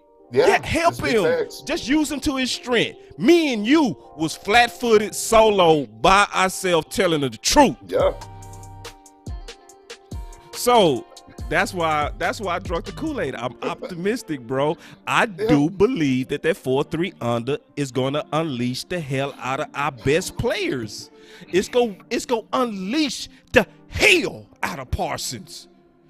Coming off that edge, and then a tight end gotta block him. Game over. Then Tank Hand is back in the ground with this 4-3 under. And Gregory coming from the Leo. You got 3 super pass rushers under this 4-3 under. Yeah. I'm buying it already. It's just. I hear you. I like it. I like a lot of it, man. I hear you. Okay. You know, and you know, in even last year, you know, the question when it came to Gregory is like, why is Gregory not getting more burns, right? Why is Gregory not getting more burns? You know, again, that's some of that common sense kind of stuff and things. But one thing we can definitely say for sure, the way that they've thrown stuff, that they've definitely thrown a lot at the wall for this front seven, and not a ton on the back end. So we can sit here, you know, as we kind of touched on, you know, you kind of said a little bit when it comes to the backside of the not too sure back there. Obviously, we've all kind of covered where it's at when it comes to the secondary. The philosophy, obviously, is to believe that this front seven is going to help the secondary. And that's what he's trying to get. And I kind of thought that was going to happen. That's why I thought if they went out and got a big free agent, it was going to be on the defensive line. Now, granted, they got a big defensive lineman in Mr. Urban, not of the caliber per se of some of these other guys, by the way. Shout out to my boy David Jenkins. Because he was his cloth is defensive line in Quinn. And obviously we've seen that transition throughout this thing where it's been linebackers, D linemen, right? 3 techs, 5 techs, 1 techs, right? And they're beefing up their front seven. And they've added speed as well there. And I think that's something key that we don't talk about enough when we talk about this front seven of this defense, or the defense just in general. Man, just speed and length we just haven't had in a while. And, you know, no disrespect to Woods. I hate to see Woods get cut. I like what Woods brought to the table at defensive tackle for us. But he didn't get the prototype, right? I mean, he squatty, right? Not long enough, you know, didn't do the right things, done quick, you know. So, I mean, Dan Quinn has a guy. Like, we know Dan Quinn's kind of guy. Like, we know that for sure. Right. And, you know, he's executed that, and he added some speed. He's added what we think is going to be competition, but we know in Dallas Cowboy, then we got to wait and really see if it's going to be open competition or not. In length. And when you start talking about running, and I know I'm going a little long here, but when you start talking about this run defense, and thing that you have to buy into is length, because even if you're getting blocked, but if I get this arm out here, and my arm's longer than where I'm getting blocked, I can get a hand on the ball carrier, slow him down, let the linebacker get an extra second to go in there and make a tackle. Length matters a lot on that D-line and with your linebackers and the speed side of your linebackers, right? Getting a little earlier, get to beat that block a little bit quicker. And that's just something we haven't had in Dallas in a while. I mean, you know, whatever you want to say about David Irvin's time here at defensive tackle and the ups and downs of whatever he went through, he would have been a Dan Quinn kind of guy with the length, right? That's what he's looking for. And probably the best, you know, whenever he was on, when David Irvin was here and on, the best our defense played in the past 5 or 6 years was whenever David Irvin was on. And that says a lot about what that middle means and what that D-line, the D-tackles mean, not just for, you know, the runner getting to the quarterback, but behind them, how much, you know, it helps them too. So, again, yes, let's be excited. Boss, like I said, it's the honeymoon season. Nobody can do no wrong right now. No. It's fine. It's the honeymoon season. Ooh, Nobody can do no wrong right now. Oh, he put everybody in the right places. I can't believe. He put the people in the right places. Let's go ahead and break out the Kool-Aid and champagne. My boy said with orange slices in it even. My man's on the Kool-Aid with the orange slices. Man, shout out to Brandon over there. I don't know about no orange slices in my Kool-Aid. I'm good on that. No. Oh, orange slices, it go hard. I tried it before. It's nice, especially yeah. It'll give you a nice little kind of balance. I've done. Yes, I was gonna say I've done. But that's because I measure my Kool-Aid. Oh, there. Yeah. Yeah, and see, Well, I tell you like this. I still am concerned. Okay, because see, I want everybody to know, especially the Douglas point. He said, "Boss, we don't know if the DNA of politics on this team is gone yet." Mm-hmm. That's the key right there, and that's why I why keep talking about that open competition. Mm-hmm. Right, open competition. 1, 2. Already seeing suspect stuff like Anthony Brown starting again. Okay. Mm-hmm. Now everybody will put all the pressure on Jalen. Everybody will put all the pressure on LVE. Everybody put all the pressure on Dak, and they would constantly give Mr. Anthony Brown a pass. You know what I'm saying? So it's one of those things that I can say, though, from watching him closely, his technique from the small clips that I see is better. Okay. It's better, and I mean that too. Anybody that know me know I've been sniping for him for 4 years, bro. Mm-hmm. Mm-hmm. Like, get him out of here. Like, he is no good to this team. They say it take 3 years to know a player. We know who he is. But just from the small things I've been seeing, because I did a whole film breakdown on him, the things that I wanted to see, I am seeing. His posture was always bad. And I'm not talking about, like, was he positive? His body posture on how he played, his pad level was bad. So it don't matter how athletic you are, your turns and your stops are not going to be good with bad pad level. But I was watching him, I was like, okay, he's over his toes, he's balanced, you know what I mean? He has a strong base, coming out his brakes good, not taking double steps. Yeah. But turn your mind a little bit on that. Not turn, but it's like I saw signs of, because it's people, man, that I was wrong on. Let me start with that. Okay. Noah Brown had a good year last year. I sniped him hard for 3 years. Schultz had a good year last year. I about dunked him on his head. See, though, and I'll pause on the Schultz thing a little bit. I mean, look, Schultz. Here's the thing. Here's the thing with Schultz. Schultz just shocked everybody because he actually did something. Yeah. I mean, I'm just being honest with you, because we just thought this dude wasn't good. So we were just, man, Schultz. Well, man, he's actually kind of okay. Average, but I mean, if you allow the right, man, and I mean, if you line up his numbers, I mean, he basically put up the Jason Witten numbers the last year he was here, and everybody's ready to get Jason Witten out of here. But I get it, different quarterbacks he had to play with, and he still put up some things. So yeah, good stuff from Schultz though, for sure. But it was more of man, this guy can't get on the field. So, oh God, Schultz is on the field. Whoa. Oh, he caught a ball. Oh, he's average. Oh, look, he hit a little block. He can be in the league. It's like, he can be in the league. Okay, we didn't completely blow the 4th round pick on him. Yes, we didn't completely blow it, but I would still openly eat the crow though.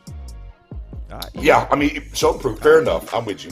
I ate crow on LVE, and then he proved me right. And now I'm like, well, do I get to like regurgitate the crow that I ate on him after he played good? And then I'm like, I don't know what I'm supposed to do here, but it happens. You tell it what it was. You was right.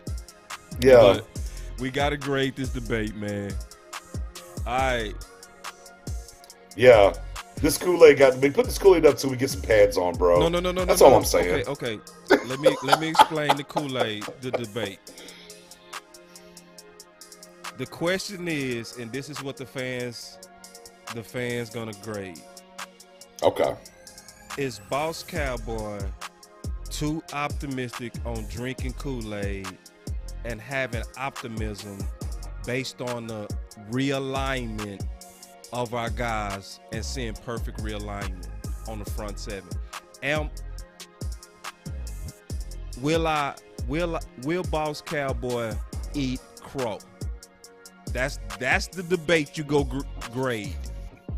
Okay? That's it. I don't know if you're going to eat crow or not. Yeah. Because we don't know how it's going to play out. Because, I'm saying, based on the way he aligned it, I mean, he lined it right for sure.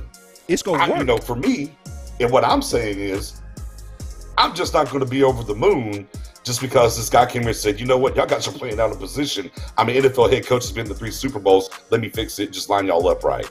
But that works. See what you try to do on a slick tip is you try to minimize the value of common sense, bro. No, because common sense ain't that common. I do agree on that. And see, common sense ain't that common. So when we saw the Cowboys go get Cooper and go away from the uncommon sense of receiver by committee, we saw the effect of just realignment, of putting smart things first, like a real number one. Okay, and look, they realigned it, right? Well, damn it, why don't they do the same thing they did for that offense when we got Amari? Because the run game was fine. They had to fix the pass game and go out there and drop another first-round pick and go secure a damn safety on the back end. Be common sense that way for me, too. That's what I'd like to see them do. But that's another conversation about what they're going to do. Well, yeah, we'll be another damn 2-3 hours. Realignment to common sense is epic. Because you saw that. It shouldn't be, though. I know it shouldn't be, but this is what I bet my pinky on. If we come out there on that front, I give it up. Oh, Parsons, if they have him coming at that Sam on that 4-3 under, y'all get ready for the defensive rookie of the year. Y'all get ready for the defensive rookie of the year. If they sending him off the edge on that 4-3 under, where they gonna have a tight end having to block a 4-3 speed. Parsons was killing it so much at the practices that even Tank said, damn, Rook, you getting it like that? Let's put in some work. He saw the rawness in him, bro. Yeah. I give y'all my pinky right now. If Quinn comes out to the 4-3 under, mark this show. You go see Parsons turn up. Look, and I'll tell you what, man, and the thing that you like about Parsons, right, and people, I mean, he was a, high caliber recruit as a running back coming into college. Right. So that means he's athletic. He ain't just like I'm a linebacker who's athletic. He was a great athlete coming into college. So when you start talking about different things for him rushing the ball and the things he can do from being a running back and doing that, and then now D-Law sprinkles a little sauce on him, and you get a little excited on what they're going to do there. But again, it's the honeymoon. It's OTAs and mini camps and walkthroughs, installation period, a lot of book work. Oh, you minimize ain't no pads on. Now you trying to brainwash the audience into having having pessimism. No, you ain't gonna win a debate with pessimism, brainwashing, bro. You try to no. You saw the main things that we saw. To me, the pieces lined up right. If you line your pieces up right and then let them play, they go do it. We align the pieces up right. The OC said on draft night, they need to create a way for Parsons to be able to come off that edge. I don't care how they do it. He said that draft night. Then I got a DM from Matthew on, Professor O. And he was like, bruh, this is a way that they can bring pressure. This is what they used to do with Seattle. It's called a 4-3 under. And I was like, I said, I knew they was running a 4-3 base because they was making that obvious. Right. Then I started seeing, like. Yeah, I was going to say, because they can line them up in a way to get them all singled. Blocked is the thing, right? Where you can't just double team the best guy. And that's the biggest thing that we talked about before when it comes to DeMarcus Lawrence is, man, there's times you talked on the tape last year, he was getting triple teamed, bro. There was times Lawrence was getting triple teamed. And there you go. There's that bad man right there. Yeah. And then my guy single Spoonie blocks posted, on him too. Yeah, single blocks on him. And Spoonie had posted a video a while back whenever he was talking about when he was playing at Nebraska, how if he was standing or hand in the ground and the different techniques that he had to get to the quarterback. And again, where he's in the Leo standing or hand in the ground, he can go do that. But with that 4-3 under, the way they can match things in 2-gap, right? You can get to these 2 or 3 of these guys where they can't be doubled and singled up. That sounds great on paper. Ooh. Do you not? Do you not think Atlanta was trying to do the same things with the Vic Beasley Juniors of the world and so on and so forth that they had there that they drafted and got through? So I mean, everyone is trying to do these things. I understand it. Yeah, you know, I get it, and I look, and you're right to a certain extent. The fact that Nolan couldn't figure out, and COVID be damned or whatever, but to come in and say, okay, well, you're going here, you're going here, you're going here. They went and did a defense heavy draft. We'll see, you know, how that pays up, because I think a lot of people are overestimating these rookies. And I talk about Parsons now, but you know, boss, when you have a draft of, you know, 10 plus players, how many of those players do you think is really going to make the final roster? It's not. I mean, if you get 50% to the final roster, it means one of two things: you actually crushed the draft, or your roster wasn't very good. So, what we have 8 picks on defense. Out of those 8 picks on defense, how many are going to make the final roster and be big contributors? I mean, we're over here trying to make a way for Cox now to get somewhere in the building, right? And I just don't know how many of these other guys and what's going to happen in the line. So, like, again, that's why I said you put guys in the right places. We see the vision of what you drafted, but until we get these pads on and see these competitions and how it's going, I'm just going to be easy for a second. I mean, some people are doubting Thomas, and that's okay. That's Doubting who? okay. You don't know Doubting Thomas? I thought you said Doubting Thomas. I was like, Doubting Thomas. Doubting Thomas. Oh, yeah, never mind. I got you. No, I'm with you. Yeah. You got me? Yeah, I'm with you. Right. I'm with you. Yeah. So it's in the good book, Doubting Thomas was the person that needed to see Christ holes to know that he really resurrected. You know what I mean? Mm-hmm. And he was like, I ain't believe until I see it. Now everybody was saying, no, he's risen, he's up, trust me, he's he was like, nah. See, you got Doubting Thomas, and then you got others that's like, I saw what I needed to see. And see, to your point, because my partner Jay said exactly what you said. They ran a 4-3 on that Atlanta. I said this super clear on the show when I broke down the 4-3 under. Great show, by the way. Thank you. The 4-3 under is nothing without the right pieces. That's why I got Tank sitting there with Gregory. The base of a 4-3 is built on the edges. We know that. That's the fundamentals of a 4-3, to where your best players are your edges. So this is not Atlanta.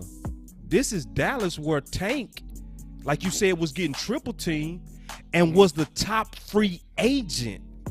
And because they running a 4-3 base and 4-3 under, now you putting Tank hand back in the ground, where his best years was when he was fully in a 4-3 with his hand in the ground. 100%. So I do put a bunch of stock at tearing down the Mike Nolan forcing talent that was a 4-3 talent into 3-4. I put a bunch of stock at putting our guys' hand back in the ground, where Tank will be exploding off the line of scrimmage, with Parsons coming off his left from the Sam, setting up the one-on-ones, and you got Gregory coming off the other side from the Leo.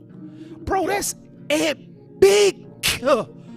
You know what I mean? With that talent. So, yes, technically right. We do got to see it. Yeah. Technically, you're right. We do got to see it. But some cats and some people so good, it's like you can go ahead and count the money. Almost like Zeke. People used to do that with Zeke. When because we was all excited over Zeke. Oh, Zeke.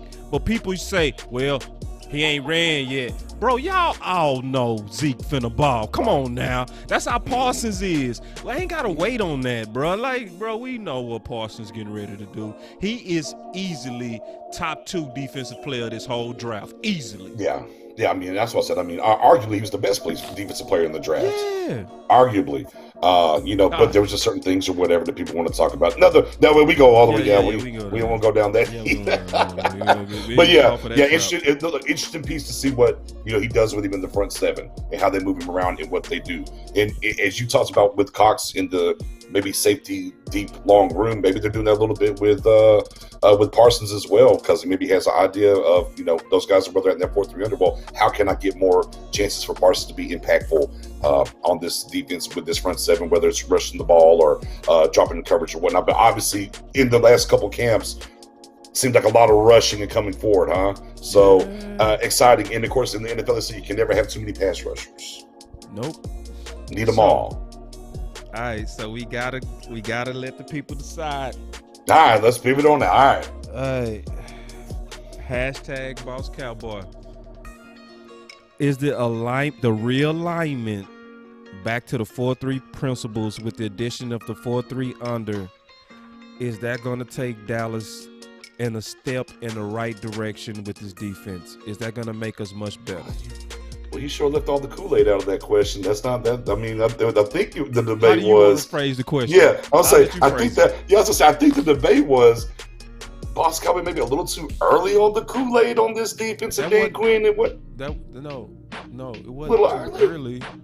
No. Okay. See, that's you can align that easy too. Let's just wait and see till they put the pads on. The real question, because everybody gonna say that. Let's wait till the see. Because a lot of people scorned. The issue is because over quarter century, bro.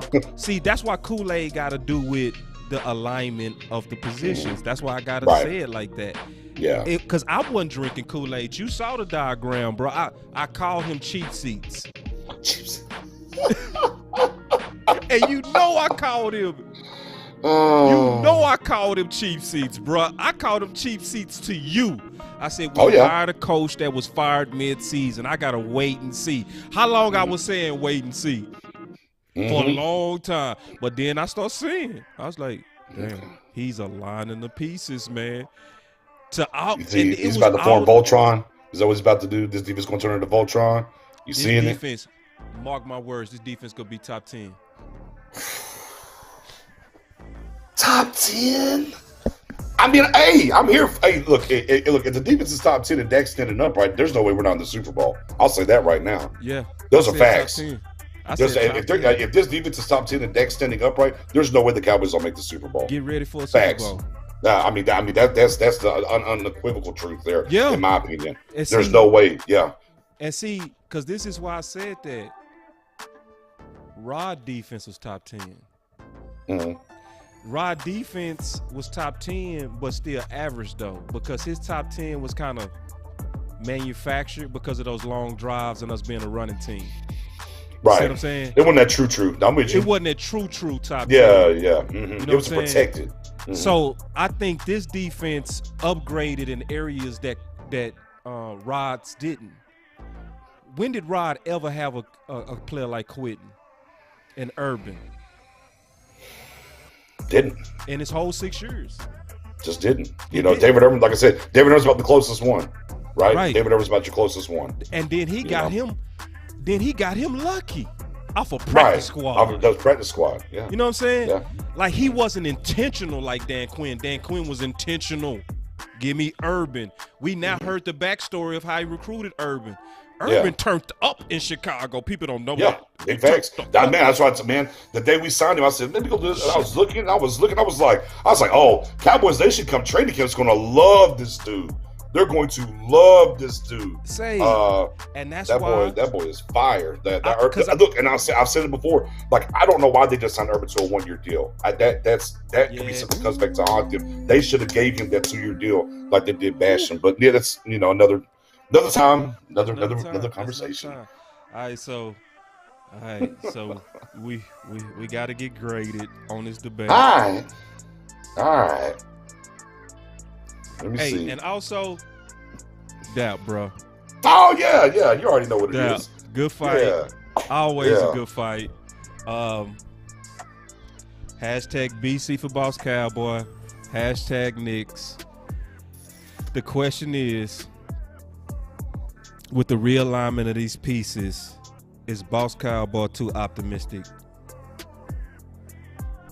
Which we call it Kool-Aid. Yeah, we call it Kool-Aid. Yeah, I like Wimberly.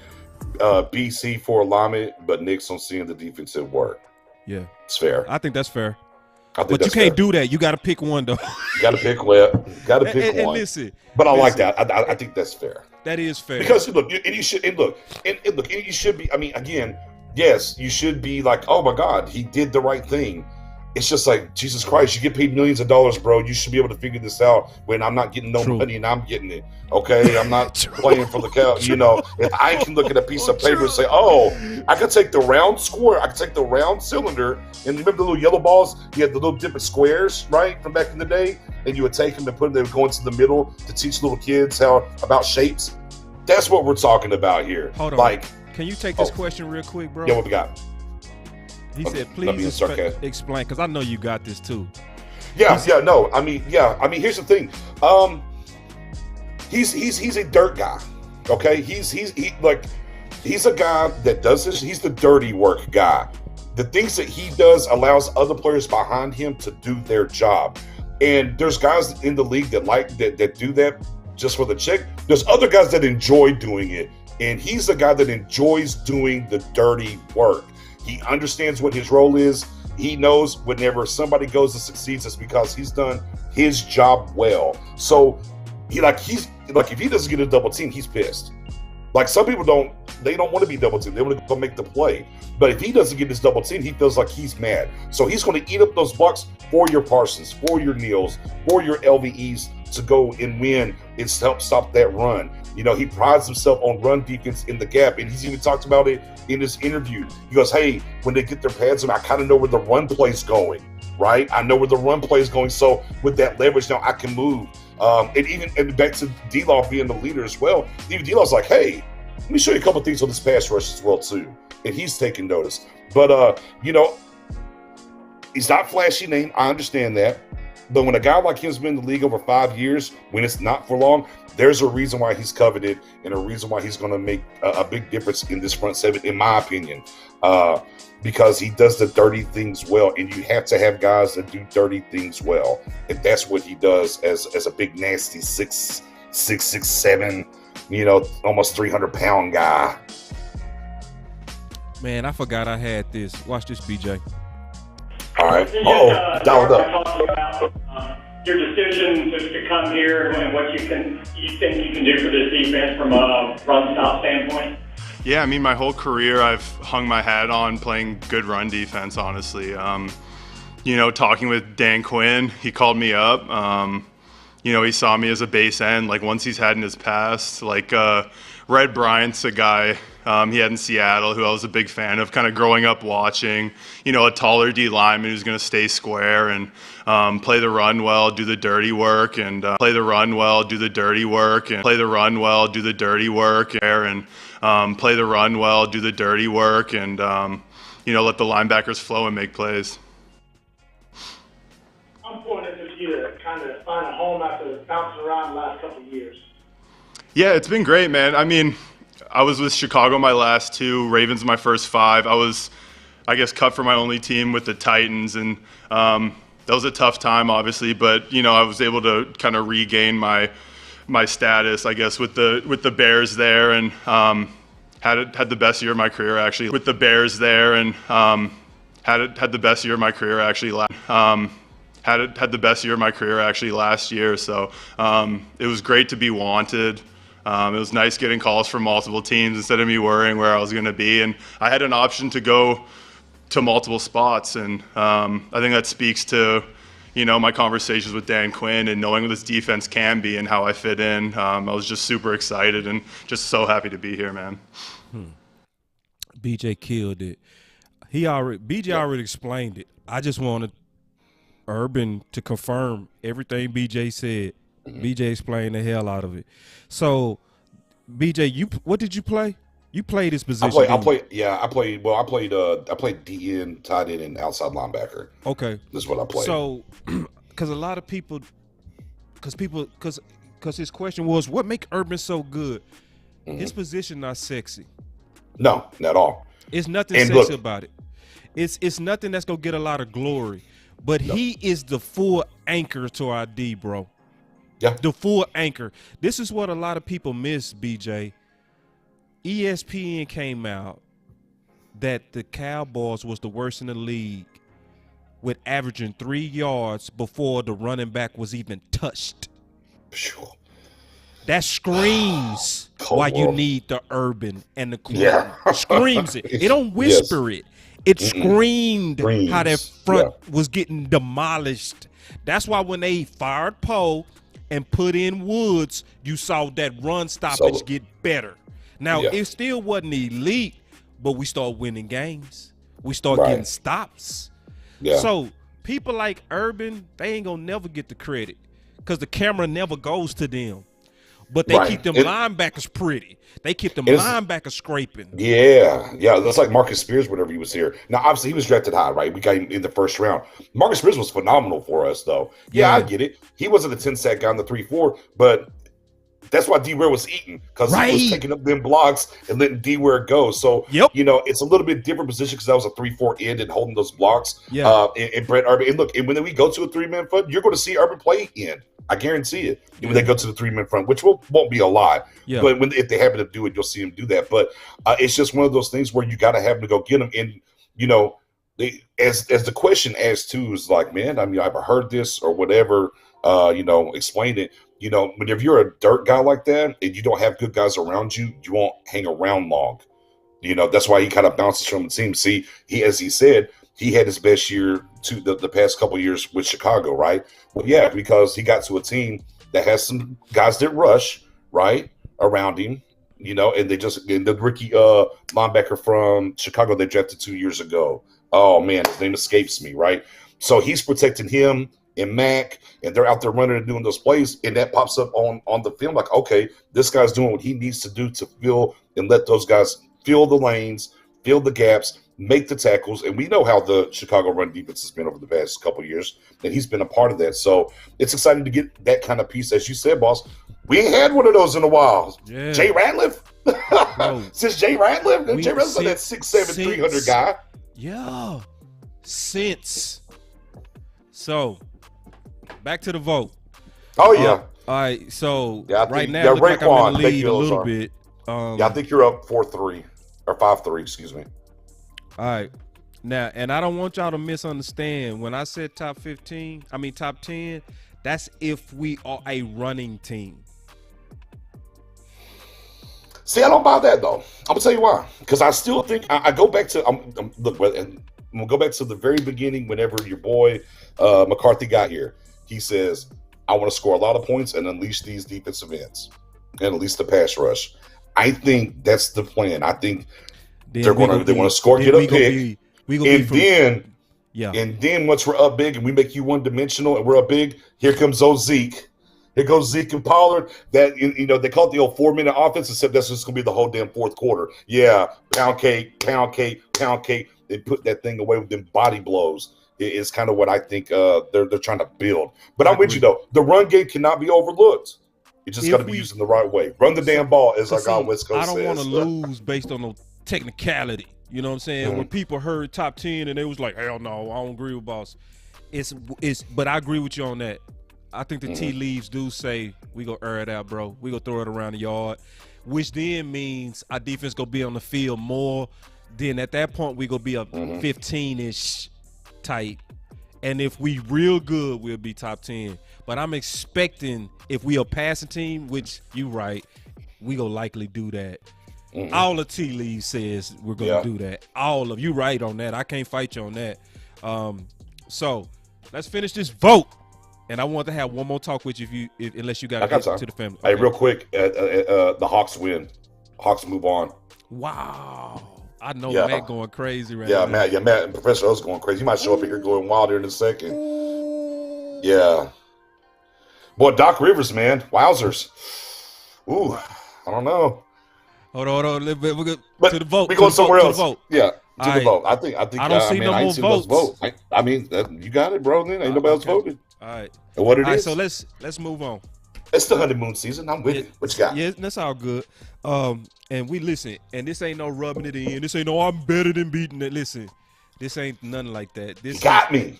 This is a war room discussion, right? You got me. Oh, Boss Cowboy is better than Star Gang. No, it's nothing like that. This is just a demonstration of guys how they go back and forth in Dallas Cowboys. You know what I mean? On the best path forward, and we get that vote just for fun, and then we talk shit after this. No doubt. Hey, but real quick, it was something that I said about 3 weeks ago. You was in the show and you commented on, and a lot of people didn't agree with it, but you said you did. You know what I mean? Yeah. And I was talking about the Joneses and how they was a little bit getting a bad rap for being control freaks. And I said, after really looking at them, they actually are very hands off on a lot. And you was one of the few. That's why I like you, because you're not afraid to stand alone. You came in there, you said, "No, boss, I actually agree with that." I never like understood why you said that. So Gotcha. since you're on the show, I want to get your thoughts on that. Yeah, for sure. Well, and this goes back to the Garrett era, right? And I said all the time, I'm like, Garrett gets his way. Like, I didn't really understand, like, people saw, it was the easy go-to, right? I call it the beer and sports bar wisdom is what it's called. Oh, he's a puppet. Oh, I heard it somewhere on ESPN. Beer and sports bar. He's a puppet. I was like, not really. He runs the shit the way he wants to run his ship. They're not really interjecting or doing anything or forcing this. Now, were they forcing him to be the head coach a little too soon? Sure. You can say maybe they overstepped their boundaries there, but as far as once they got their coach in here, they don't step on their toes. They just don't. Yeah. And it's been that way for a while. That's why I've never understood this crazy take of now, because all of a sudden we're hearing McCarthy is that started coming out of nowhere this offseason. Oh, yeah, McCarthy's just a yes man. He's a puppet. And it's like, okay, so Jason Garrett was that. Now we're to McCarthy's that too. And I'm like, no. I'm like, if anything, they're probably a little too offhandish sometimes, and they let it go on a little too long, like with Garrett, instead of being, and that's what I always say about the Cowboys front office. To me, they're always reactive, not really proactive. Going back to the wide receiver by committee thing, they had to wait and okay, well, this isn't working. Well, let's finally go spend a first round pick, go get Amari Cooper, right? They're a little too late to the action. Look, you should have got Dak paid earlier. Well, you just waited around to cost you more money, right? So they're like on those things, they're just a little reactive and not proactive enough, right? And so there, right. So now you get certain players that used to get the ear of Jerry, but I've told people forever, man, Jerry's the mouthpiece. Man, Steven's running the show, man. I mean, he just is, and you can see that in the way that we handle the salary cap, the way that we sign players during the draft, after the second and third round, day 2, and him sitting up there and cutting jokes about the safety position and whatnot. So yeah, no, I'm with you, boss. I don't think was there a time in Dallas it was like that? Yes. Yeah, where it was for too sure. much. Where it was too much. Right. Too much. Right. But I don't think that's the case anymore. But again, it's back to that. That old Stockholm syndrome, I guess you would say. Yeah, and perfectly said.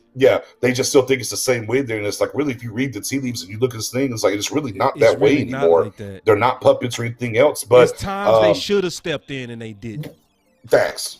Big facts. Let me give some examples on this. I got a Big good facts. one. I got a good one. Check this out, BJ. Kind of go off the philosophy you never can have too many pass rushers. Even Randy will say Randy and D-Law and everybody gets in the mix. That's a good problem to have. That's a good problem to have. And certainly I think you can find, you got 4 spots and you can create a 5th spot if you. Hold on. Here it is. Gotcha. Tell us about what Robert Quinn will bring to this defense and why you were so excited to be able to get him on this team.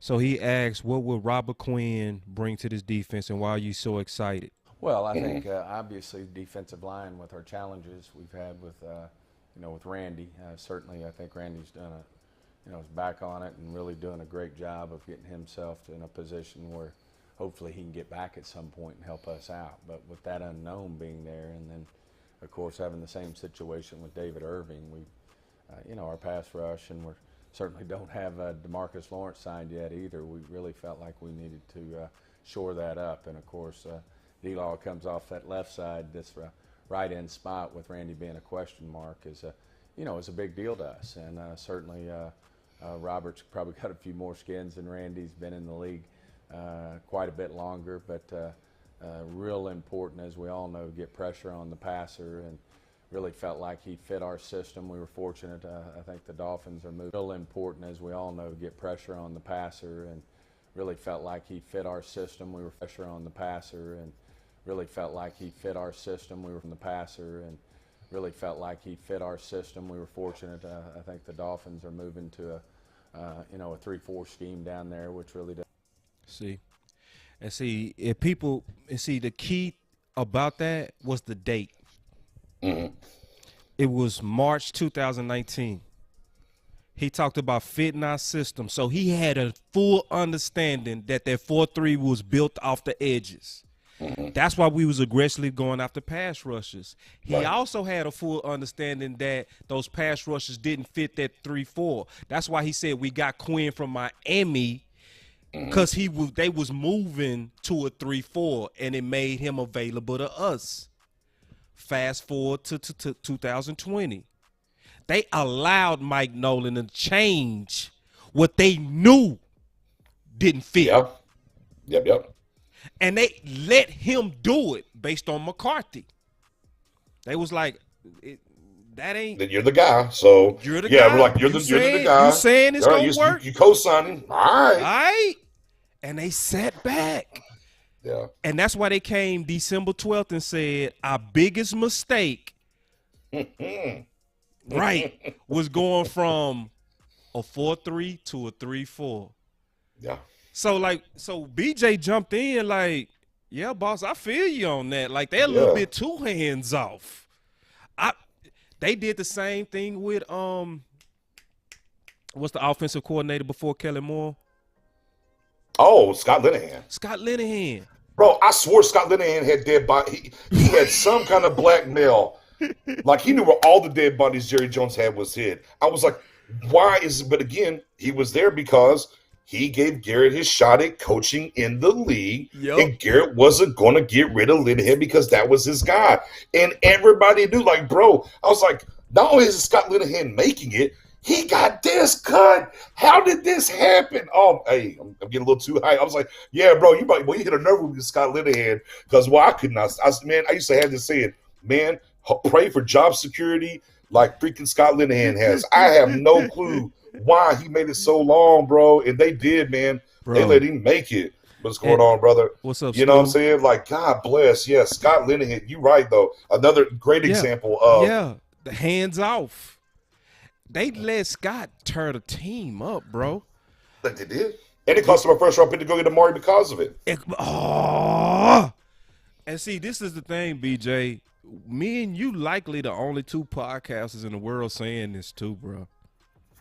We likely the only two. Not saying that we smarter than the other two, but the tea leaves clearly say they more hands off than hands on, bro. Now they are now. Now sure. in the past.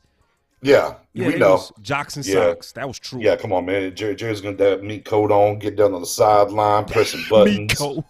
Got that mink coat on, you know what I'm talking about? He pressing buttons in the thing called this play, you know.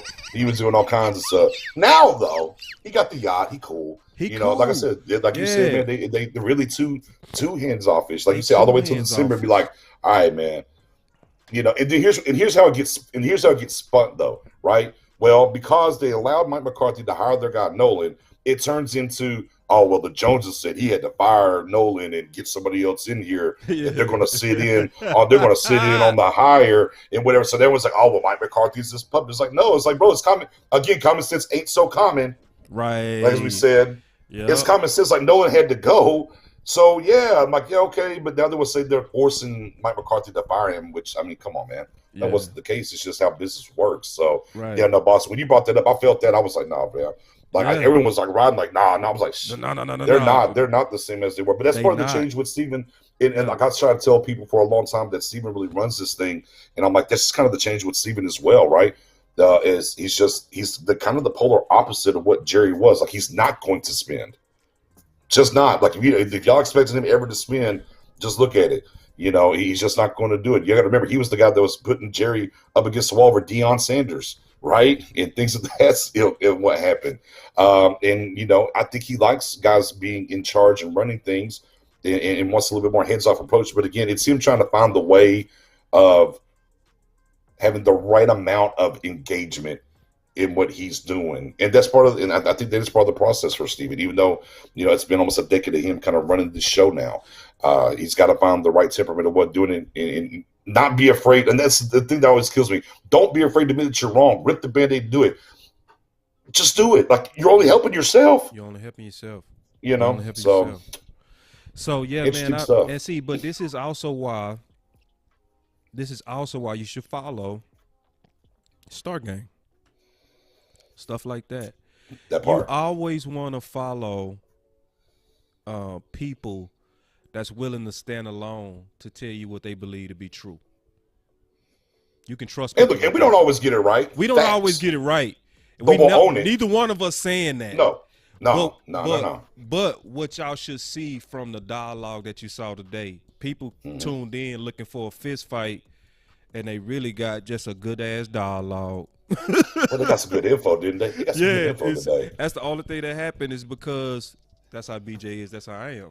You know what I mean? Well, here's the thing too. This wasn't so much. Now, some of the prospects we disagreed on, a little bit more fire in the belly. This right here, we are kind of in the same realm. It's funny to me because I swear to God, 2 years ago, if it would have been me, like, oh man, this front seven, and boy, you would have been on my head, like, oh man, we ain't been to camp yet. But I understand the chess moves and what's happening. I just find that growth. And again, when it comes to Jabril Cox, as we talked about, we both agree here. I mean, absolutely. I don't agree moving him to safety unless you're going to do it full time. I'm not there with that, but man, you got to find a way to carve him a lane to get on that field. Yeah, we have to, and we're able to show that, man. That's what it's all about, brother. Right, and I think, and that's where I will meet you in the middle as well. Let me stop calling it safety, and let me just say get him on the field. Weapon X, man. Let's make it Weapon X. Because then that's where I might be confusing people because I'm naming it something. When I'm really saying this is a perfect example of that. This is a perfect example of that. Let me ask you everybody a question. What does Donovan Wilson play, free or strong? Man, that boy plays safety. You feel me? I mean, but strong safety is determined. Where they have and that's why I brought this up. Because his title is strong. Right. His snaps are free. There it is. He was in the box 220 snaps. He was in the free safety 379. So some of this was semantics, bro. You know what I mean? And to be honest, and even to break that down, let's take it a step further there, boss. All right. Let's take it a step further, because you know what? We do get caught up on titles and different things a lot when they don't really matter. No different than like the hoopla, what defense we're going to play or whatever with Quinn coming in here. Honestly, it definitely was. But I know what you're saying. It was a hoopla. Here's the thing. Yeah, it was. Right, the hoopla, and here's the thing. Let's be honest. 70% of the time we'll be in a 4-2. I mean, 70% of the time. Facts. So, we will get that 4-3 under in certain positions and stuff like that. But when you start projecting, first down, different things. On a running team. There you go. So, really 70 to 75% of these snaps are going to be in the 4-2, basically. Yeah. And now you got to start thinking about, and this is where Boss is saying, get him on the field. And maybe this will kind of help. Forget the safety idea. When we start talking about knowing that it's going to be a 4-2, or like I'll say big nickel. And I know everybody doesn't really grasp big nickel sometimes. I know what you mean by but let's break it down a little bit further on that. It was like we're going to have the 4-man lineup and the 2 linebackers, right? And your DBs on the back, 3 cornerbacks, 2 safeties, right? That's what we're looking at. When we're saying get Jabril Cox on the field, it's like we got to look in that dynamic of how to get him on the field in that nickel package, in that nickel defense. How can we get Jabril on there? And the easiest way for people to digest is like, well, we get him at safety, you could get him on the field in the nickel because he's not going to play corner. And that's why I was talking about the big nickel. We could have him in the slot, but as you said, let him go find that water, cover them tight ends. Like Byron Jones, his rookie year, right? Right. And whatever you want to call that per se position, because even when Byron Jones was doing that, we would still have 2 safeties behind him at times. And even though he was a safety prototypically. So when we're kind of talking about that, it's our fault. We should be a little bit more transparent. I know I have to work on that too, as far as where we're in. So we're looking at in a nickel situation with the 2 linebackers and the 4 D linemen. Okay, how can we get creative enough to get Weapon X, aka Jabril Cox, out here to get some coverage for us? Weapon freaking X. So I think that's a perfect way to kind of end it. on what John Owen said. There it is. Dallas has to find a way. He didn't say what. Right. He didn't say nickel Where? linebacker safety. He didn't say a position. Daryl said, "Happy Father's Day, man. Thank you." He didn't say what. He just said, "Listen, just too much of a chess piece." Man. You could call it nickel bickle dookie bookie. Schmickle schmackle. Pickle packle. Put that man on the field, man, to cover somewhere in 2021. Right. Period. Don't, like you said, don't make him a wedge buster. Don't do it. Please don't just make him a wedge buster, and that's all he's going to do. Don't have a guy that was called the steal of the draft. Right. On just special teams, bro. Can we dap up on that? No, we can. Like I said, man, let's go get Weapon X out there. However, you got to figure it out within that. And then, as Owen said, passing situations. You got to find a way to get that kind of guy. Or deadly tight ends, or it's like Ertz. That's why. Yeah, I mean, I'm sorry. Because Byron Jones followed Ertz to the bathroom. He did. And look, and Byron Jones didn't have the measurables as far as height and length, right? That this guy has. Right. Exactly. He's even bigger, 6'4", bigger wingspan. So, yeah, man. I like this one from Beirut. Dookie Bookie. Let's go with that. Yeah. The Weapon X is what I'm calling him if they get him on the field. Yeah, I'll go with Weapon X. Get my boy Weapon X out there, man. And let him just rumble and do his thing. Let's start saying that after the day. Weapon X, pass defense. Let's add that to it. Let's do it. Because, see, our voice do matter, y'all. Like, if y'all ain't noticed, if y'all don't follow us on Twitter, listen, a lot of stuff start from podcast conversation. Y'all better know that. Like, when we say going forward, we go call them Weapon X, stop the pass, watch how many people start writing articles and stuff about that. Ideas start from people like people like me and BJ. Believe that. So the whole thing that we doing is always trying to fight to get ideas in the building. You know what I mean? That we think will help the Cowboys. That's exactly what we doing. We're trying to get to that 6, man. That's where it's at. That's what it's all about, brother. That's what we trying to do. So please let everybody know where they can find you. Yeah, man. You can always catch me on Twitter right there at the bottom of the screen at your guy Nick's _ in between.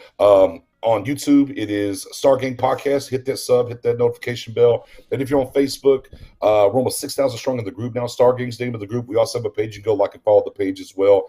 Make sure you go follow my guy Professor O on Twitter, my girl Star Gang Beauty, Mary Ella, and my guy Spoonie881. Spoonie881. That's the rest of the gang affiliates, and we podcast it every Wednesday. We're coming to you live around 8 p.m. during the off season. Regular season, we do it on Tuesdays. All right, man, and then y'all. And you always catch me over here. All Boss got to do is give me the holler. Hey, and man, I'm sliding through. Say we back on. You already know. So yes, sir. And then again, we got Marcus coming in Tuesday for the final word. That's something you cannot miss. Oh, yeah, I'm tuned in, brother. Fire. And y'all make sure y'all hit that like, subscribe, notification. You know what to do, because this week is getting ready to be epic. We got some good people coming in to talk about the Dallas Cowboys. We bringing in Tuck, right? Brandon Tuck, all right, with Trench Warfare. So I'm really go deep with him, BJ. My fault. Yeah. Well, I'm gonna go real deep with him because I really want to hear from a person who trained Tank during his best years. What's the real big difference between that standing up and hand in the ground? And why and he's gonna be able to break that down in super detail. And we go talk about scheme and all of that with a trainer who trains the best NFL edge rushers. You know what I mean? Nice. That's this week as well. Yeah. We also bring in ex-pro receivers. Ooh. You know, because we got a big debate going on Twitter right now. Ooh, you saw that debate, the Lamb versus Cooper. Oh my God, that debate took off. Yeah, you know, well, you know, and look, that's the funny thing because me and Tuck last year, that was our bet last year, right? So we took Lamb and everything was hyped or whatever, and we was doing some shows, and the bet came about was Lamb was going to be the number one wide receiver. I was like, no, bro, y'all too soon on that. I was like, hey, look, and I love Lamb, but hey, so we bet the Wings for the Super Bowl. So I won that bet. He's been trying to get me back on the bet again. I might end up the wing bet back with it because look, the bet was game changer, right? That's the debate, game changer. Game changer. Okay, that's the game bet. changer. That's the debate. Well, here's the thing. I'm sorry, ladies and gentlemen. I love Lamb. Lamb can't be a game changer if Coop's not out there taking them double teams. It frees him up. I'm just saying. That's my logic. I'm just saying. And I love Lamb. And I think Tuck, but shout out to Tuck. He said it best. We're fortunate that they're both playing for us. And I said, you know what? I'm definitely and we fortunate that this is a real debate. Right. Big facts. And see, and how I address them and say, y'all already know that if Cooper was going against the third corner for most of the season, y'all know he would go for 2,000 yards. And you know it. Yeah, come on, man. That's you already, bro. Debating that, bro. Bro, bro. Coop. Coop's out here eating up all pros and snatching ankles, on all pros. Yes. Right. I mean, you put a third or fourth on the depth chart cornerback on him. Oh yeah, come on, man. Like I said, man, I love Lamb, and Lamb will get there. The young buck will get there. I do think, sure. And I think he go push for it this year. I think it's gonna be. He might even on some things top Cooper, but you got to always know the cause and the effect. Well, look, and the Cowboys Nation will understand this. There was a point in time where people thought Alvin Harper was a number one wide receiver. Thank you. And he left, and he went and got paid like a number one wide receiver, and that was that. Yep. So, yeah, sometimes it's the sums of all the parts that are around you, the things that are happening to let you know that, no, I do believe that Lamb is a number one, and it will ascend to that. But as things are currently set right now for the Cowboys, the spoon that stirs that pot is definitely Mr. Cooper over there with that route running and what he's able to do and take attention away from them. So, again, great to have him. Include Joe Gallup in there too, man. Again, that's why I've already said this. Now, here's my Kool-Aid moment. Yeah. It's Super Bowl offense, guys. There's no ifs, ands, or buts about it from your guy Knicks. This offense is ready to go right now. This is a Super Bowl offense right now. Can I get that defense somewhere around 15 and up? That's what I need. And turnovers. Gotta keep forcing them turnovers like we were doing towards the end of last year. But this offense, though, oh yeah. Yeah, we ready. I think no ifs, ands, or buts about that in my book. Me too, bro. But man, I sure enjoyed it. We go definitely do this again. Maybe not on the debate. What I want to do is talk football with you. Like, forget fighting with you. Because people, like, I want to talk football with you, like where we go through these positions and stuff. You know what I mean? I'm with it. We've never showed that side of us. That's why we talk to 5 in the morning. People don't know that. Like, we'll talk to 5 in the morning because we go deep into every spot. Like, So, but I enjoyed you, BJ, and I can't wait to. Hey man, I always love coming over here with my guy Boss over here on Boss Cowboy Sports. You know the vibes, my boy. You know the vibes. Your voice matters over here. It does. Let's get it. It's that part. True. Yeah. Like it does. Yeah. Like BJ, we have proved that, bro. Like it's facts. Back in the day, people used to treat us like it didn't. Remember those days? Oh yeah. Like know your place. Who are you to try to think that your ideas matter? Oh no, ain't none of them saying that no more. Cause I've watched you drive the pitch train national. I saw articles get written fresh from that debate we had yesterday on the receivers, and tagged us on it. It matters. When the writers start tagging you, like, hey, y'all inspired this. We want to just let y'all know. Right. So that part. Yeah. So, and y'all matter. That's key. What I just said. Everybody matters. Y'all matter because we might be the voices. We might have the mics, but it's so many ideas that come from that chat, come from those tweets, come from those groups. So many conversations that come from you guys. that we bring into the public.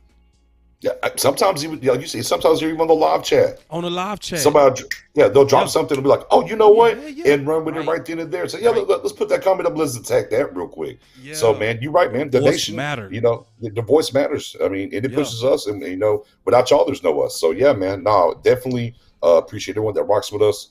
Like I said, I'm humble. 150 people, over 10,000 through all social media.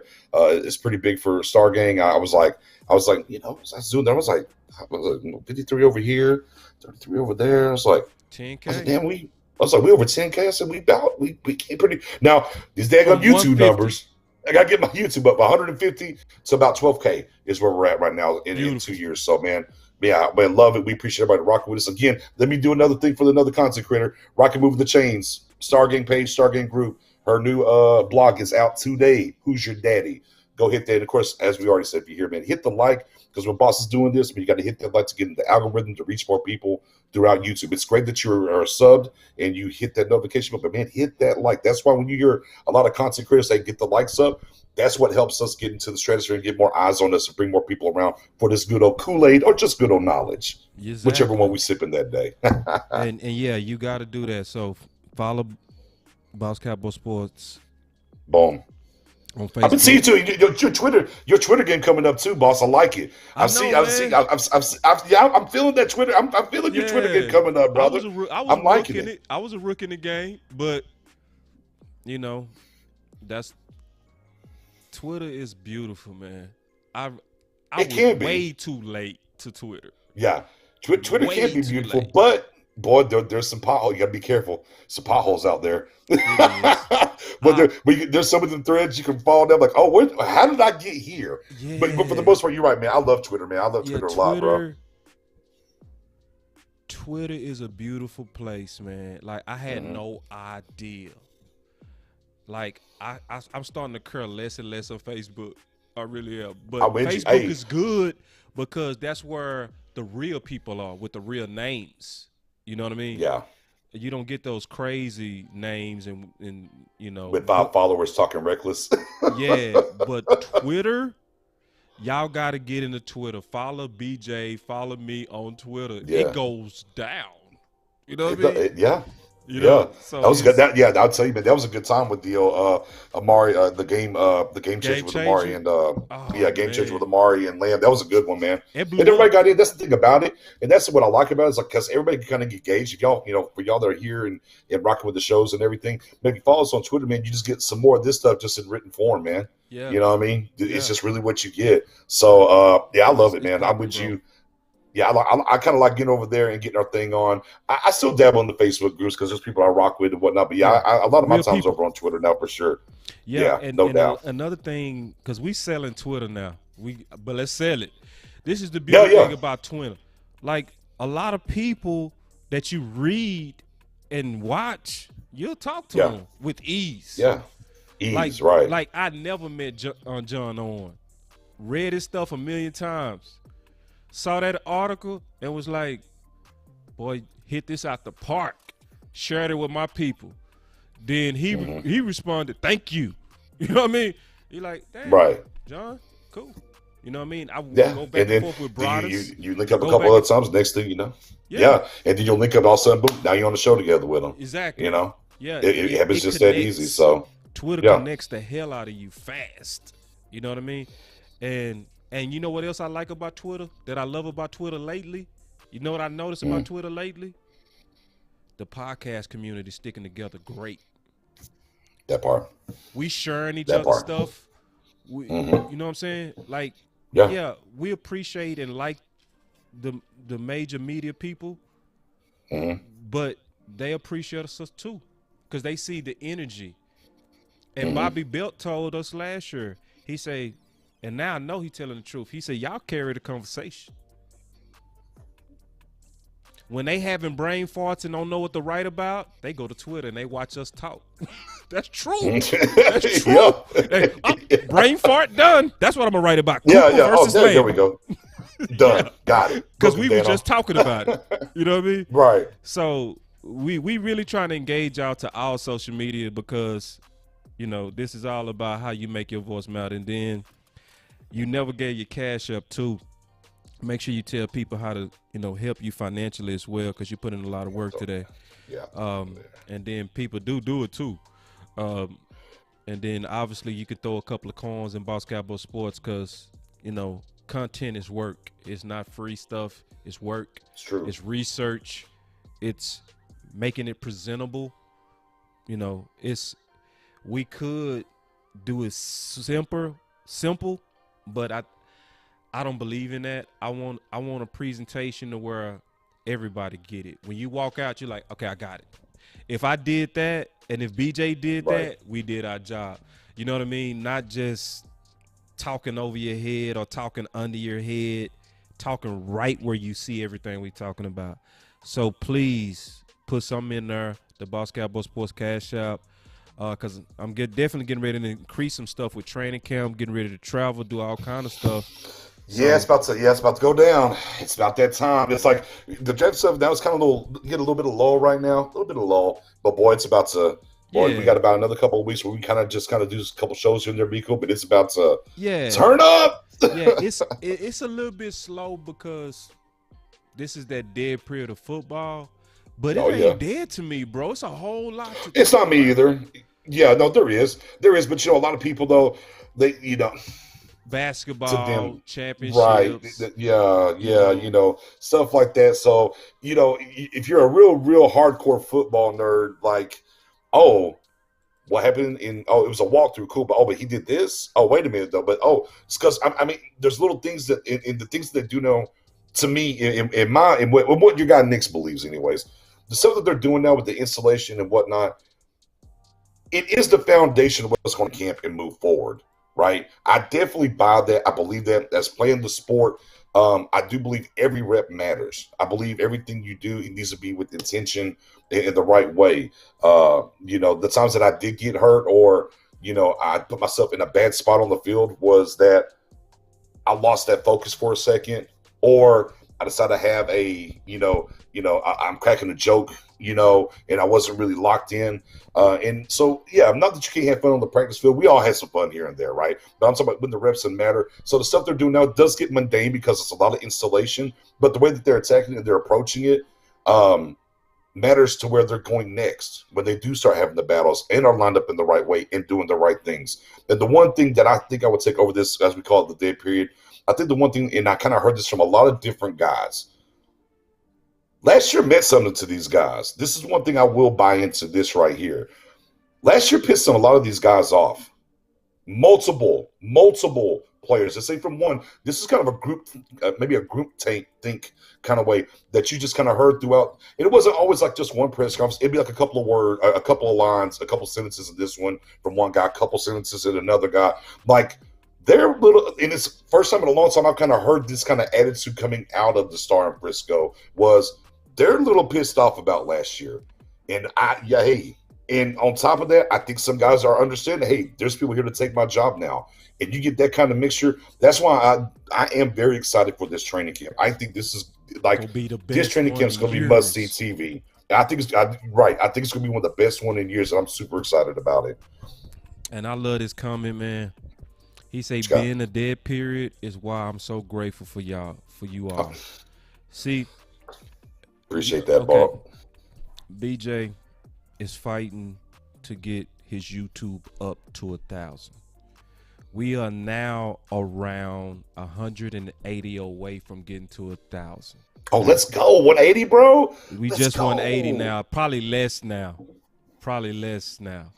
So go over to Stargame YouTube. Yeah, Stargame Podcast. Subscribe. Share. The key is share. True. While you chilling on Boss Cowboy Sports, like, subscribe, share. And share with a real Cowboy fan. Don't just throw it in groups. Just take a second and say, which one of my homies love football that don't know about these guys that keep it 100? Right. That don't know about these guys. They still fighting and yelling at the TV mad at Shannon Sharp.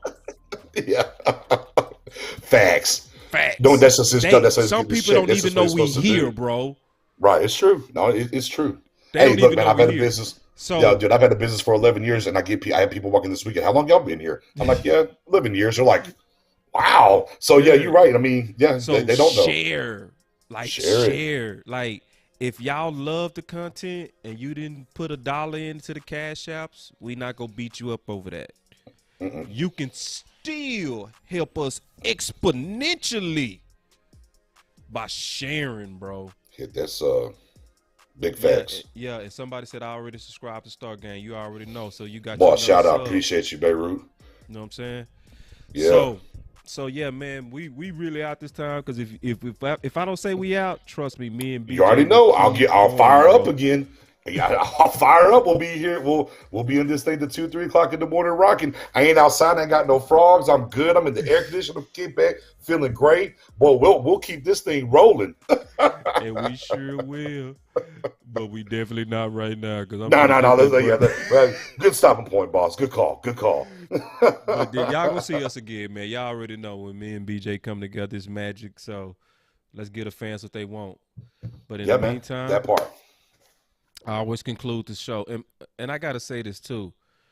That particular saying that I say that came from Michael Lombardi. Okay, because I always had the spirit of being loyal by saying what wasn't popular. I did it with BJ Nix when we was by ourselves in a pretty big group lobbying against receiver by committee, and it was me and BJ like back to back firing that ball. I was like, bro, I know y'all don't like this. I know y'all saying believe the front office. Yeah, but this not gonna work. Me and BJ was back to back fighting. Boy. I always knew that I was willing, like BJ, to stand by myself to tell you the truth. And I was listening to 105.3 The Fan.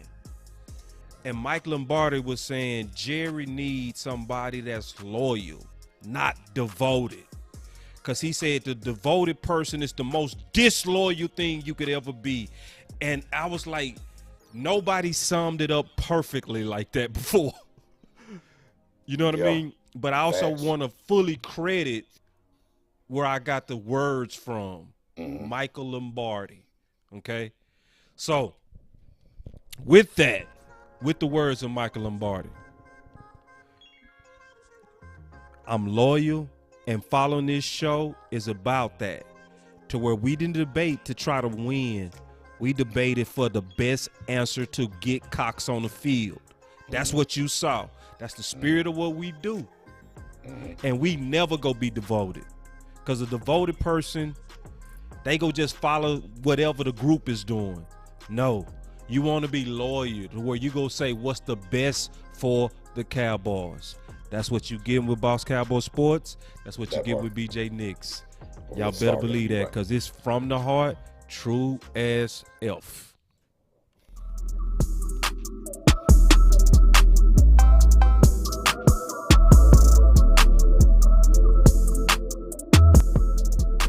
Boss Cowboy Sports, where your voice matters.